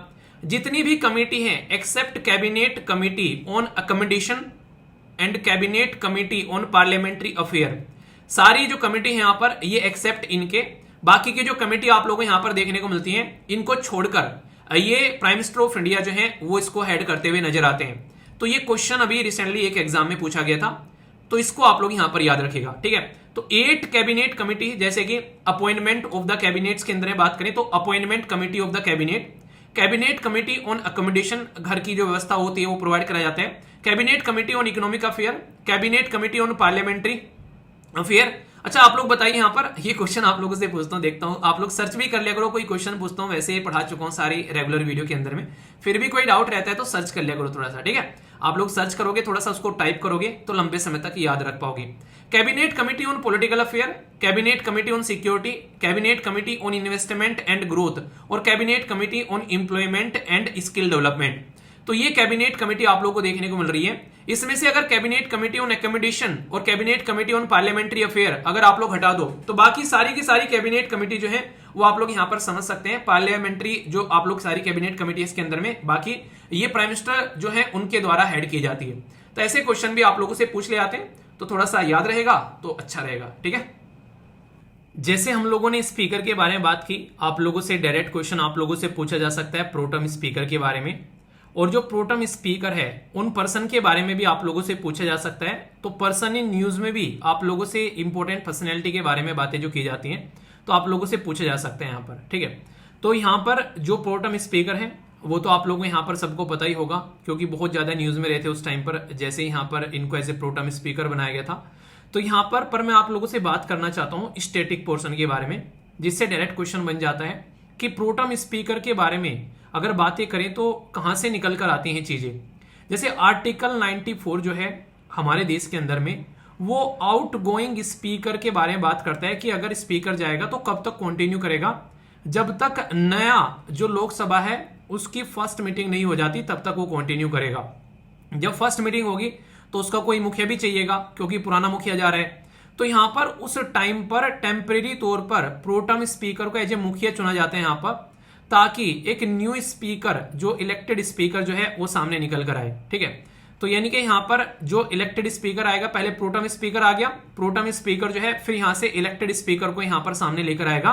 पर लेकिन पहले तो सारे जो चुन के लोग आ रहे हैं, आप लोगों ने लोगों को वोट दिया इलेक्शन में, वो जीत कर आ गए, सारे के सारे वो मेंबर ऑफ पार्लियामेंट लोकसभा में पहुंच गए, अभी उनको भी तो कोई ओथ दिलाने वाला होना चाहिए ना वहां पर। तो प्रोटम स्पीकर इसलिए टेम्परेरी तौर पर यहां पर आप लोगों को देखने को मिलता है। ठीक है, कॉन्स्टिट्यूशन में यहां पर इसको ऐसे मेंशन नहीं किया है कि भाई साहब ये प्रोटम स्पीकर होगा, पर इसके बारे में इंफॉर्मेशन हम लोग निकाल लेते हैं आर्टिकल में से कि हाँ ऐसा कुछ यहां पर है कि कोई टेम्परेरी पर्सन होना चाहिए ताकि यहां पर एक टेम्परेरी तौर के लिए नए स्पीकर को अपॉइंट करने का काम किया जा सके। ठीक है, तो यहां पर प्राइमरी ड्यूटी जो है वो प्रोटम स्पीकर का, प्रोटम का मतलब ही होता है टेम्परेरी। ठीक है, तो यहां पर एडमिनिस्टर की जाए ओथ जो न्यूली एमपीज होते हैं, और ये आर्टिकल 99 से निकलकर बातें आती हैं, यानी कि आर्टिकल 99 में यहां पर ऐसा होना चाहिए कि कोई ऐसा पर्सन हो जो कि यहां पर बात करे कि हाँ नए लोग आए हैं उनको उनका स्वागत करें, तो उसके बारे में यहां पर बात की जाती है। ठीक है, तो इसलिए यहां पर ये क्वेश्चन कई बार आप लोगों से छोटा मोटा बन जाता है, तो अगर आप लोगों के माइंड में इसको लेकर डाउट नहीं रहेगा तो ये बेसिक बातें हैं बिल्कुल, जो कि डायरेक्टली आप लोगों से पूछी जाती हैं। ठीक है, इंपॉर्टेंट है पर याद रखना। अगर पुराने प्रोटम स्पीकर के बारे में आप लोगों से कोई पूछे तो इनके नाम आप लोग याद रख सकते हैं। फर्स्ट प्रोटम स्पीकर जो थे लोकसभा के, वो जीवी मावलिंकर साहब थे। इसी के साथ में जो सेठ गोविंद दास थे, वो second, third, fourth and fifth में। Shri Indrajit Gupta 10th, 11th, 12th, 13 इस तरीके से यहां पर देखने को मिल रहे हैं। प्रोटम स्पीकर 4 सक्सेसिव लोकसभा में आप लोगों को देखने को मिले यहां पर। ऐसे ही यहां पर आप लोगों से पूछे 17th लोकसभा के कौन थे, तो डॉक्टर वीरेंद्र कुमार 17th लोकसभा के थे। अभी 18th लोकसभा जो आप लोगों को सामने देखने को मिल रही है, उसके नए स्पीकर आप लोगों को यहां पर ये देखने को मिलेंगे, भूर्तहरि महताब। ठीक है, तो ये आप लोगों को 18th लोकसभा के ये प्रोटम स्पीकर थे यहां पर। ठीक है, तो ऐसे आप लोगों से डायरेक्टली क्वेश्चन पूछा जा सकता है। तो ये बेसिक इंफॉर्मेशन होती है, अगर थोड़ा सा ढंग से आप लोग समझ लोगे तो आप लोगों को डाउट नहीं रहेगा। ठीक है, तो दोस्तों कैसा लगा ये डिस्कशन, मैं आशा करता हूं आप लोगों ने अच्छे से एंजॉय किया होगा। इसी के साथ में आज का ये लेक्चर जो है ये यहीं पर समाप्त होता है। अपना फीडबैक जरूर देना, कैसा लगा आप लोगों को ये सेशन, और अच्छे से एंजॉय करिए। एप्लीकेशन और वेबसाइट जरूर यूज करिए, अगर सीरियस है तो अच्छे से आप लोग एंजॉय कर सकते हैं और शानदार तरीके से अपनी पढ़ाई को एक सही डायरेक्शन दे सकते हैं। चलिए फिर नेक्स्ट सेशन में मिलता हूं, तब तक अपना ध्यान रखिए। बड़ों को नमस्ते, छोटों को प्यार, छोटी सी लाइफ में एंजॉय करार। मिलता हूं नेक्स्ट सेशन में, तब तक के लिए जय हिंद।